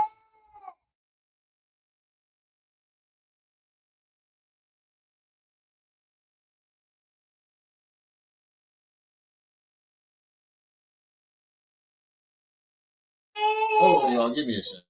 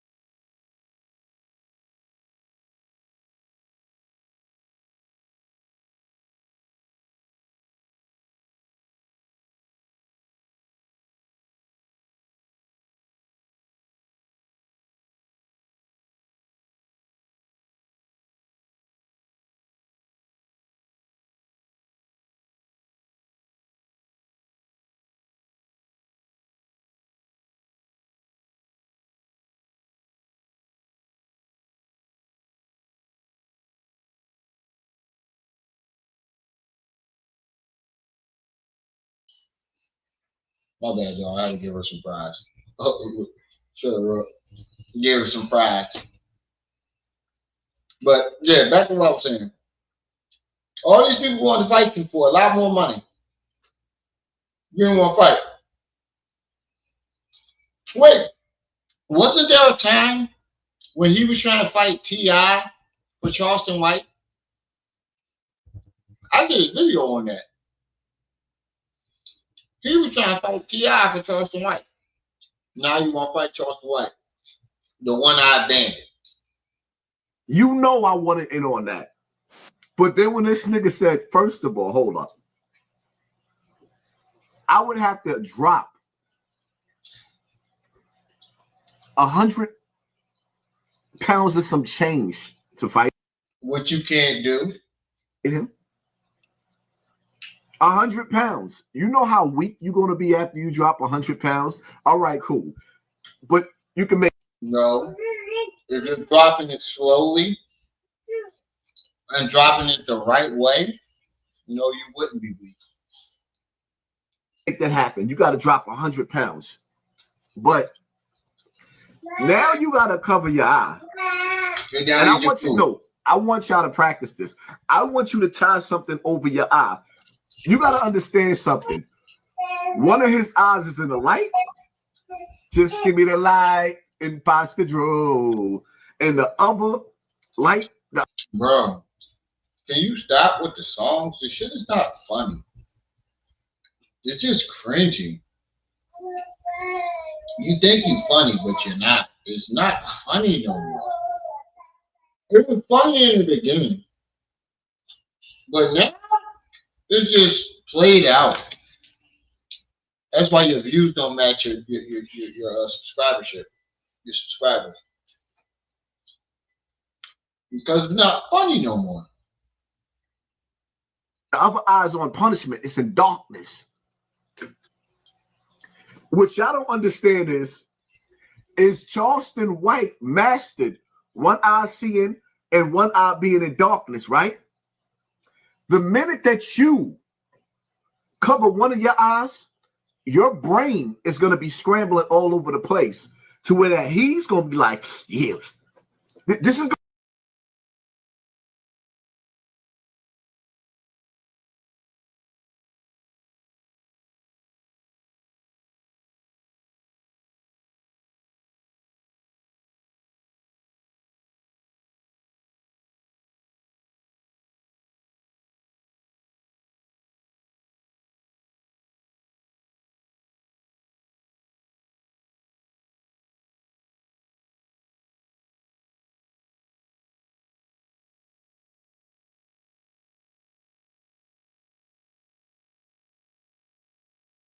gonna be Charleston White all day while you sitting up there trying to figure out. First of all, you gotta understand something, right? This nigga want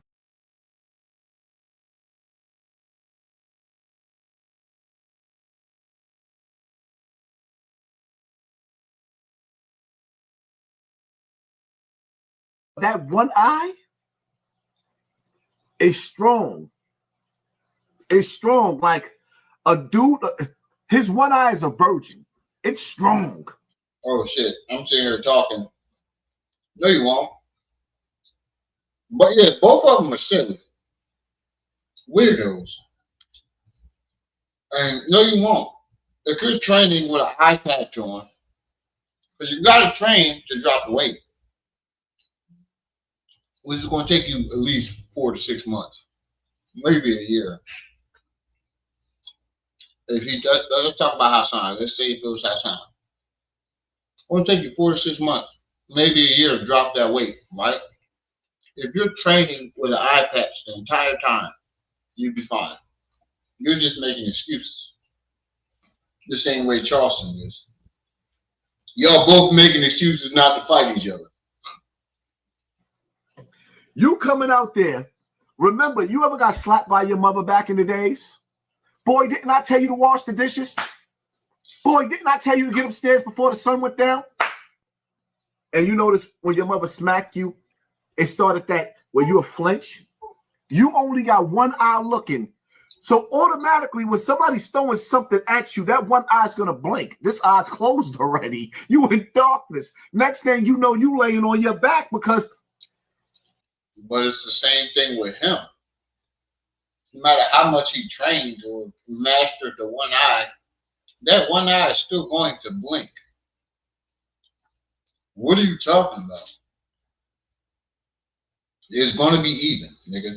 You're making excuses. You would. It's almost like you being blind. You can't beat him in the conditions because you're not going to be able to see him. Charleston White will run circles around you if you had to cover up one of those eyes. I'm being real. You got. He will run circles around you. I'm not trying to put everybody else in your shoes. He'll run circles around you. Because the whole time I'm training for the fight, I would train with an eye patch on. So by the time the fight comes, I'm used to it. I would walk around with that eye patch.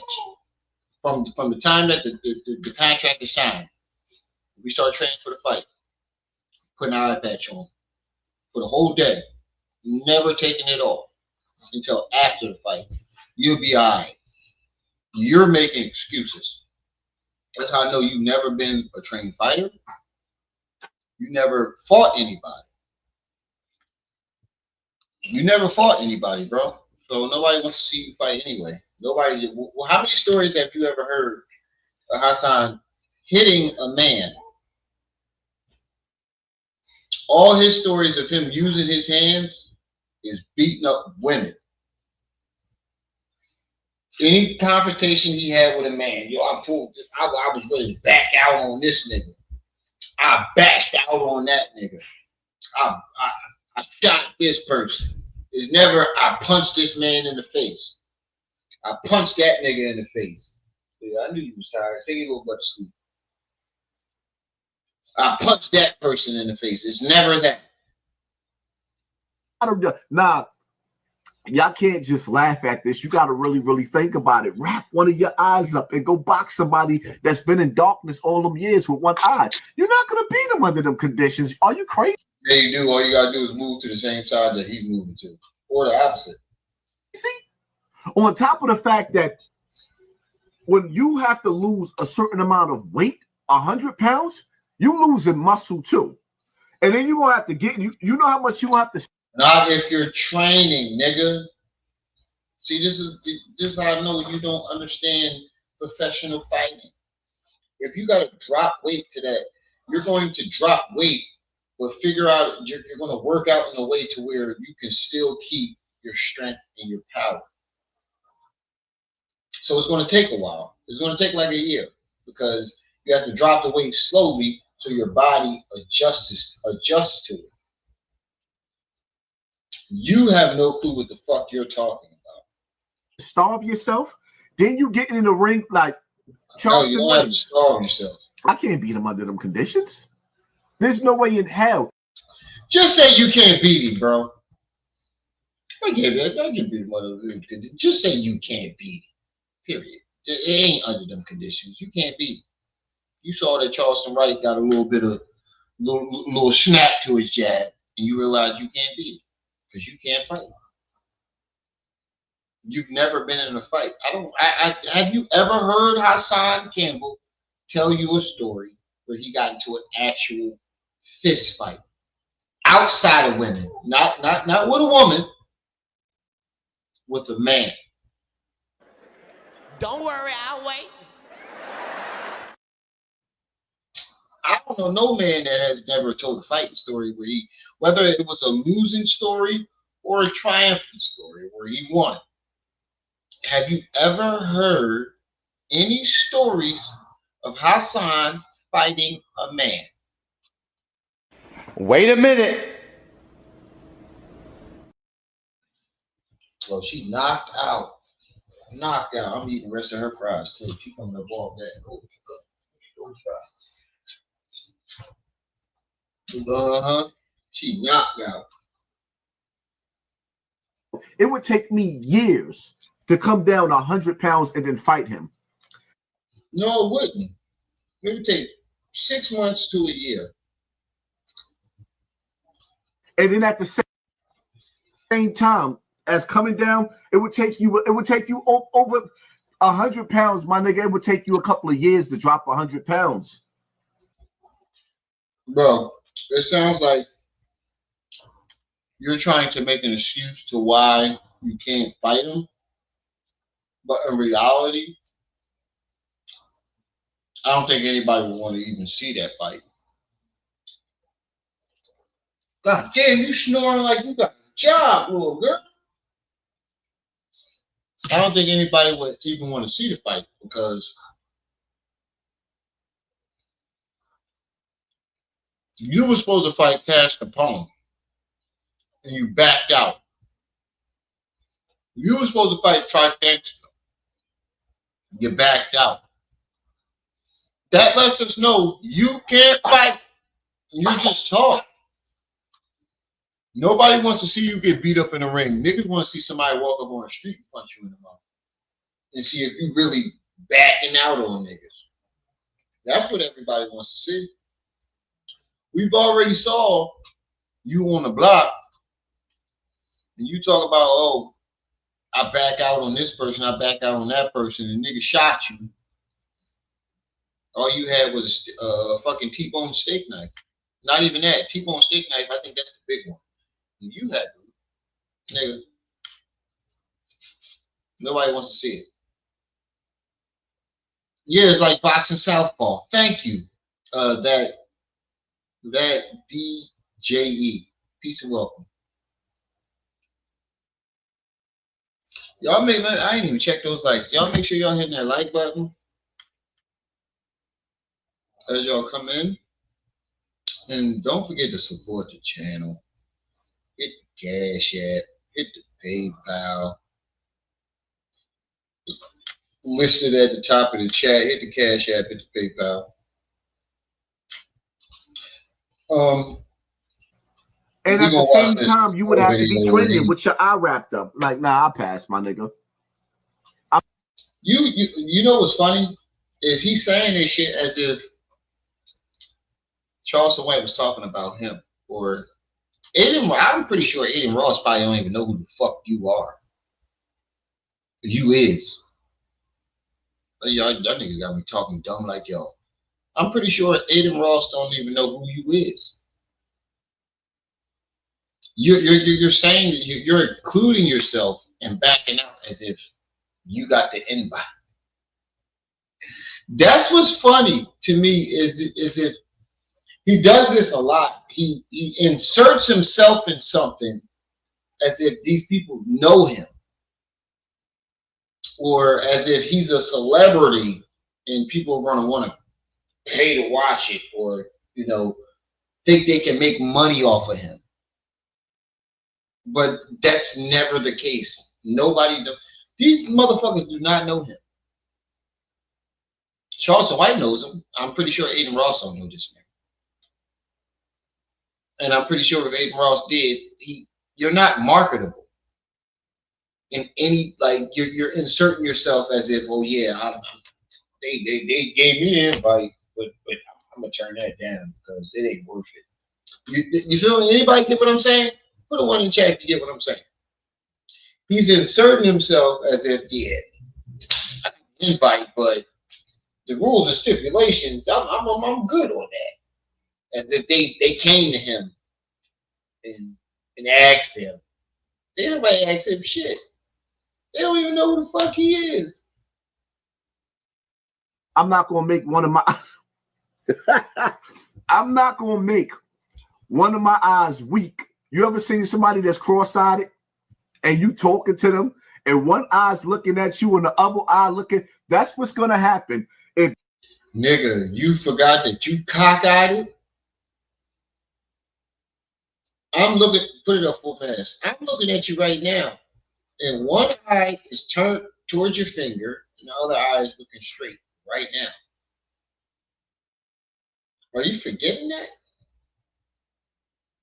How are you talking? Woo! This is wild, bro. One of his eyes is literally looking at his finger, and the other eye is looking straight at the camera. You got blue eyes. One eye blue inward, one eye blue straight.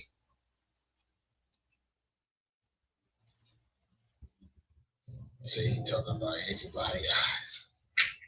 He talking, yeah, I know he ain't talking about antibody eyes. Right? You put antibodies. You got spell checked, Nequa. You got spell checked on that one. I don't know. This thing is wild. You wrap your eye up like that. One eye is going to be weak, one eye is going to be strong. This eye is going to be staring at you. I don't want to listen to this dumb shit no more. Let's go to when he had that pickle in his face. Hold on. Let's rewind this. Oh yeah, he capitalizing off of death again. Look. Hold on, go back. Go back. Let me go real quick. We go to the Nas, his last live stream. Look, out of all pictures he could have picked a Diddy, look. He like half naked niggas. Let me go back. Which one was it? Yeah, this is the latest live stream. Hold on, we gotta see that when he had that pickle. This is where we was at when he had that fucking pickle.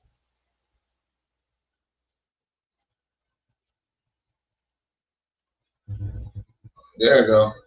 There you go. There you go. And he like, yeah, you auditioning. CMB, we all we got. You auditioning. I don't get that part of the studios. That's not. I don't get this part of the joke. That was lit. I don't get that part. Come on over to my office so we could. Can we talk for a minute? Girl, I want to know your name. Nigga calling you girl. You like, all right, I made it. I think you should come over to the crib. I got some skits and some movies I want to show you. If I pour one more drink, shit, we toasted it up. Because in your mind, you looking, right? You like, yeah, this is Tyler Perry. You know, the dude with the suit on. In your mind, you forgot. When Tyler take a drink, when Medea take that drink, and he turned into Medea. Now, you in the back, you laying down, snoring, you done had some drinks. Medea creeps in, got the dress on. You laying there like, this nigga doing? Next thing you know, while you laying there in the bed, nigga sit up there, he caressing your leg. That's what Dog said. He said allegedly he came in there and he started caressing his leg. Now, you laying on the bed on your side, Tyler lays behind you. You like, who? Nah, this nigga bugging. You like, yo, you tipsy, you looking. Next thing you know, the nigga got a dress on. And his dress is sticking up like this. Now you like. Now, I want y'all to think about this. This is a so-called victim, right? When have you ever seen a so-called victim be able to discuss being essayed or molested as a joke? As a fucking joke. This is what happened to another man.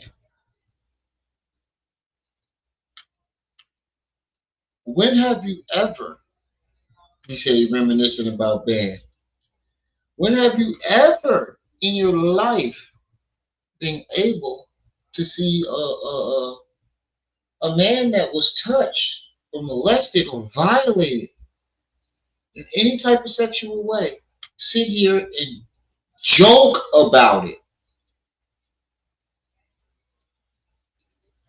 He said, I guess he's having flashbacks of Mr. William and Bam.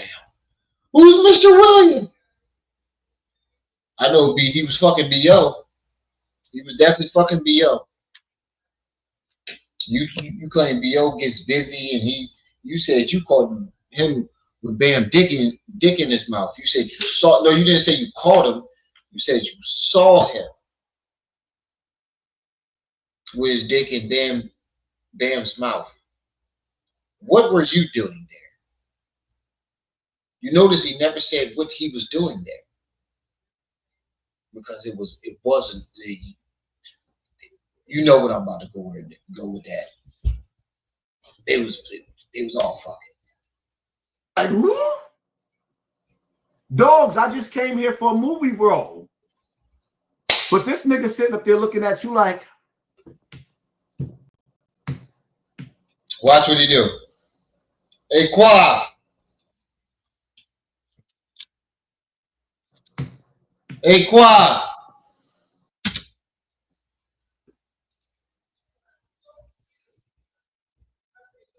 Mr. Yes, I can. Oh, Derek. Okay. That's an embarrassment to Philly. I ain't gonna lie. Hey, Quaz. Quaz, you still in the chat?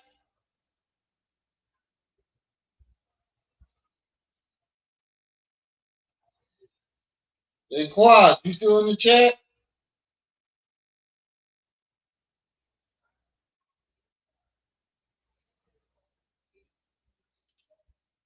Quaz, I need to know if you still in the chat, nigga.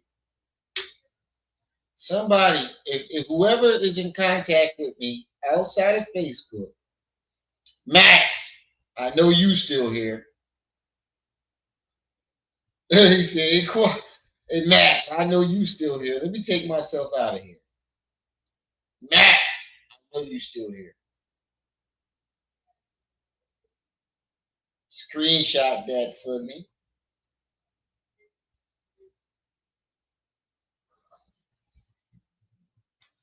He said, H-Town, the slap stepped in the room. What's up,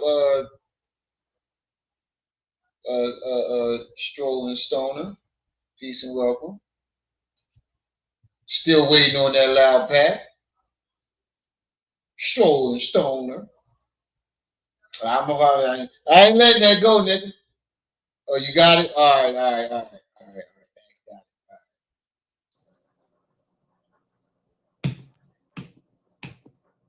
50, this is what you co-signing, my nigga?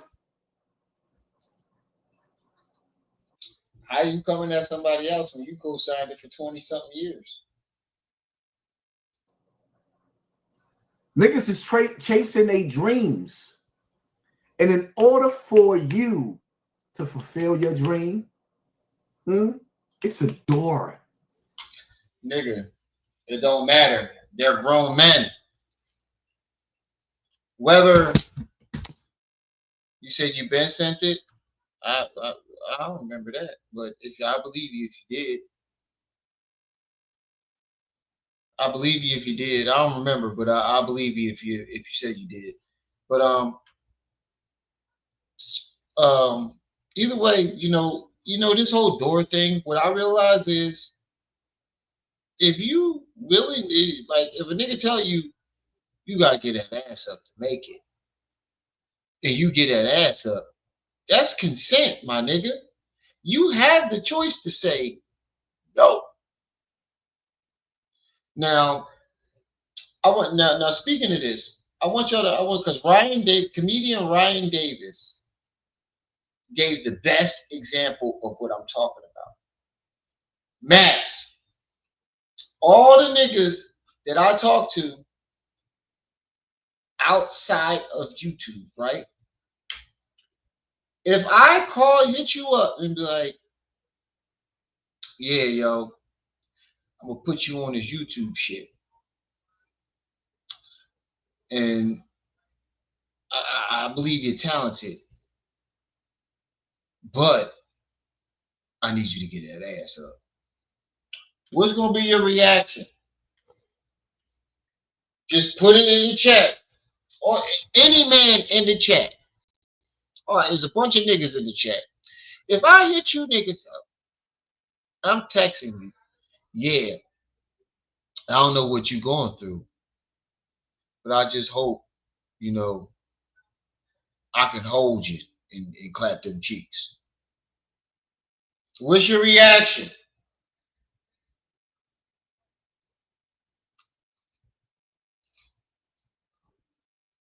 Ryan Davis put it the best. Hold on, let me show you. Ryan Davis put it the best. He called all his homies up and said some old weird shit, and every last one of them niggas was like, "Nigga, what? Nigga, what?" That nigga led Tyler Perry on so he can set him up for a trap. Hold on, let me. Find this show.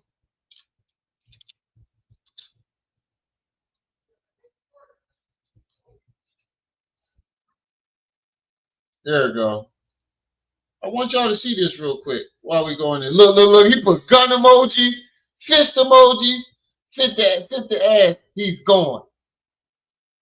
This nigga, get the fuck out of here. Look at all these. And we talking about a grown man here. We ain't talking about some child. We talking about a grown man here. Pause to face too. Right. Exactly.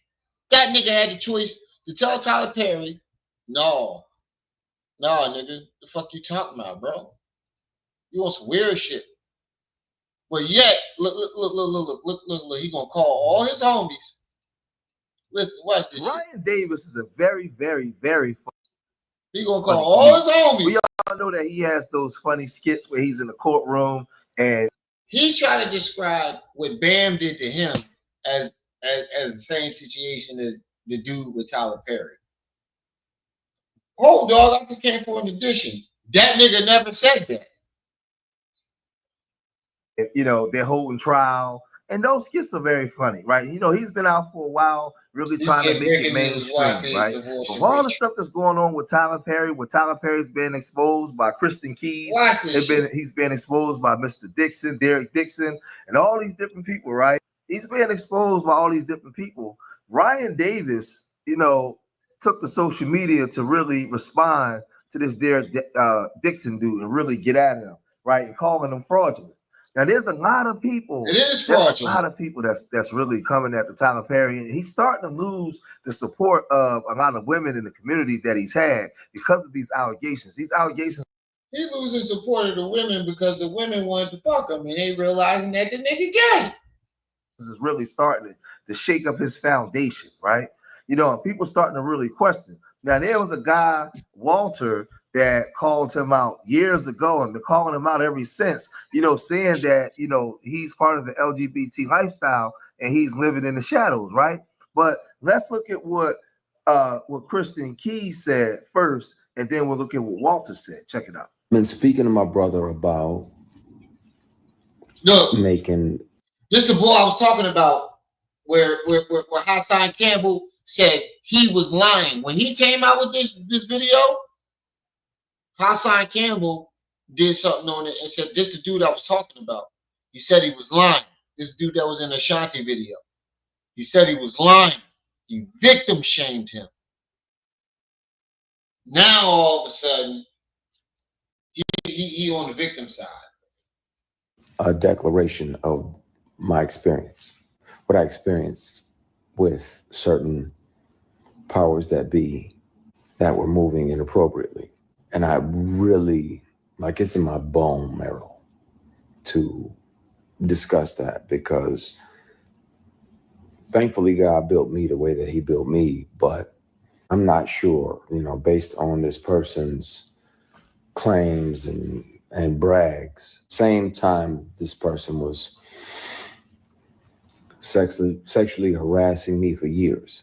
He was claiming, you know, that he had multiple young black man on the payroll, and they just had to show up when he requested them to be there. Now, Walter Lee Hampton II, you know, is a guy that's from the LGBT community. He says that he was friends with Tyler Perry years back, right?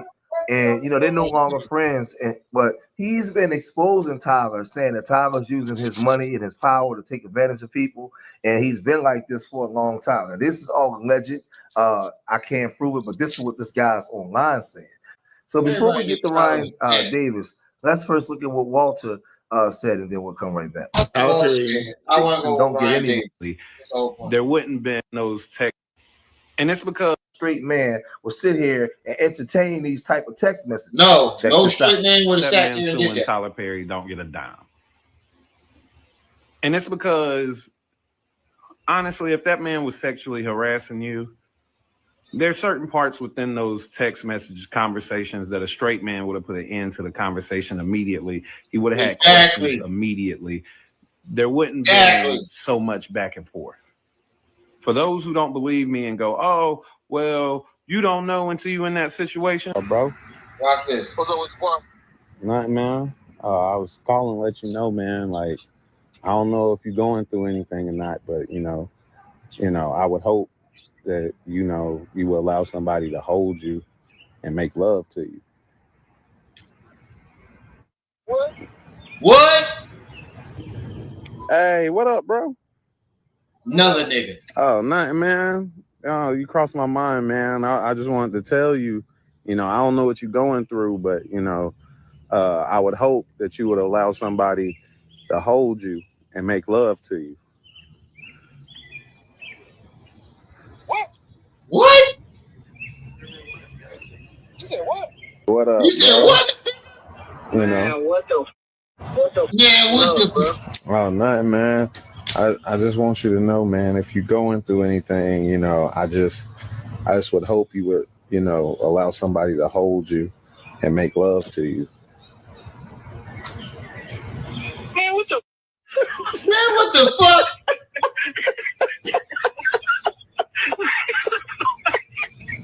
Man, what the?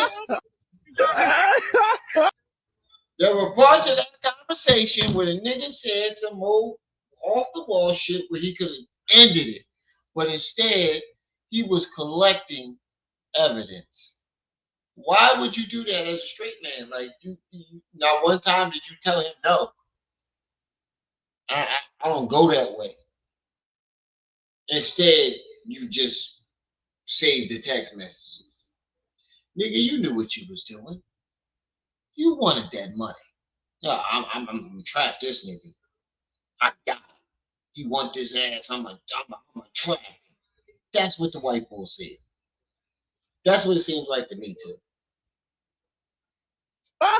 So as you can see, that's what it seems like to me too. That nigga knew what he was doing. He knew exactly what he was doing. Because a straight man would have, nigga, what? You see, the first dude quit. The first nigga said, Now let's get back to this nigga holding this pickle in his hand so firmly and gently. Hey, Max. So I need you to screenshot that too. Hey, Max. Let me take myself out. Hey, Max. Why's in here? Hey, Max. I need you to screenshot this too. Get the fuck out of here, bro. You hold that pickle firm. Nice and gentle. Nice and tight and gentle. He got the double thumb action going on at the look how he got his thumb at the tip. What Eddie Griffin say? He got that little thumb action at the tip. Look at his fingers. He got the little thumb action going. He got the little thumb action going on at the tip. He know what he's doing. He held it up to his face. Oh my It's God. a door. It's a Medea's door. Where Medea has a dress on. Look how he keeps slapping it on his hand. Look how he keeps slapping it on his hand. It's a Medea's door. When Medea has a dress on. Let's see that in slow-mo. And we Medea's door. It's a door. It's a Medea's door. When Medea has a dress on. One more time, slow motion. We gotta slow it down. It's a Medea's door.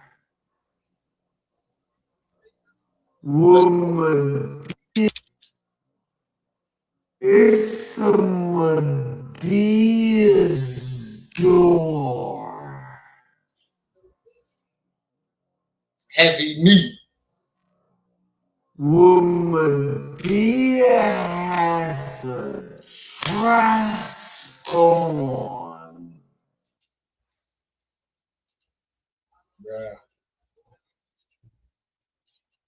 Man, he had that pickle for a while. He don't put that pickle down for a while. Hey, Niqua, your guess is just as good as mine. He like pickles. You showing that you good and gay. Good and gay. Gipper.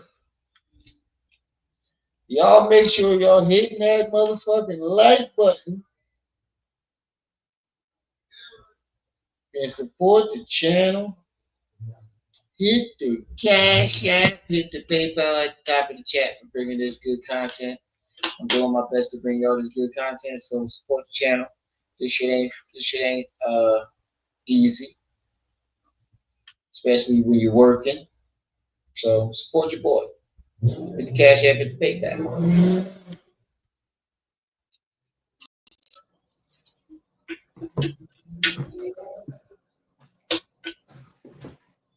And we the people, we supposed to be masculine men, right? But this is what we co-signing and making excuses for? Masculine men? Wait, hold on. Back that up. Is that my kids? Hold on, my kids' song. Hold on. Hold on for a second. Where you at?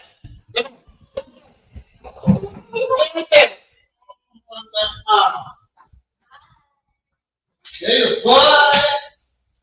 Oh, I miss you.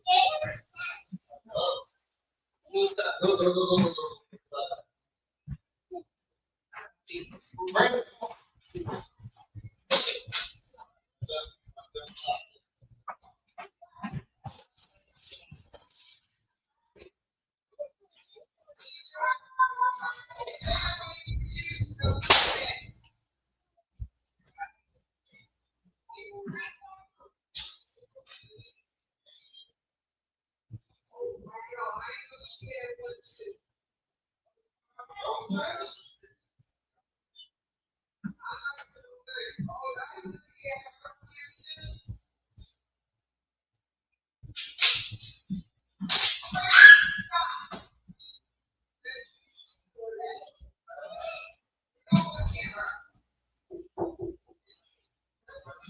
Babe, this king asked me something.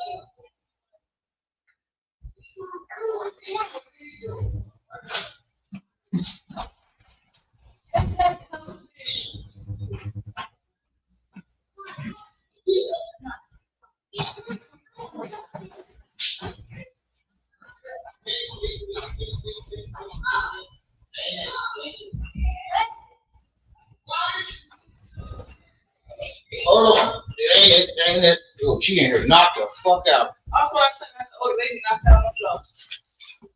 Oh, where's the rest of them? Oh, here they go. Hold on, Brandon. It's yours.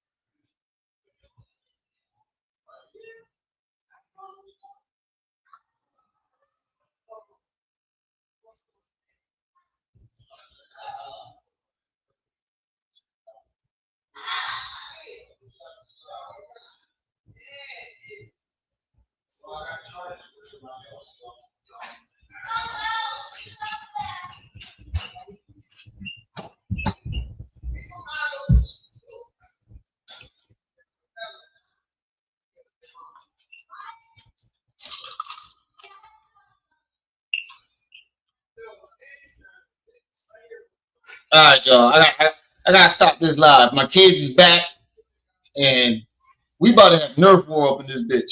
Y'all remember them Nerf guns I just showed y'all?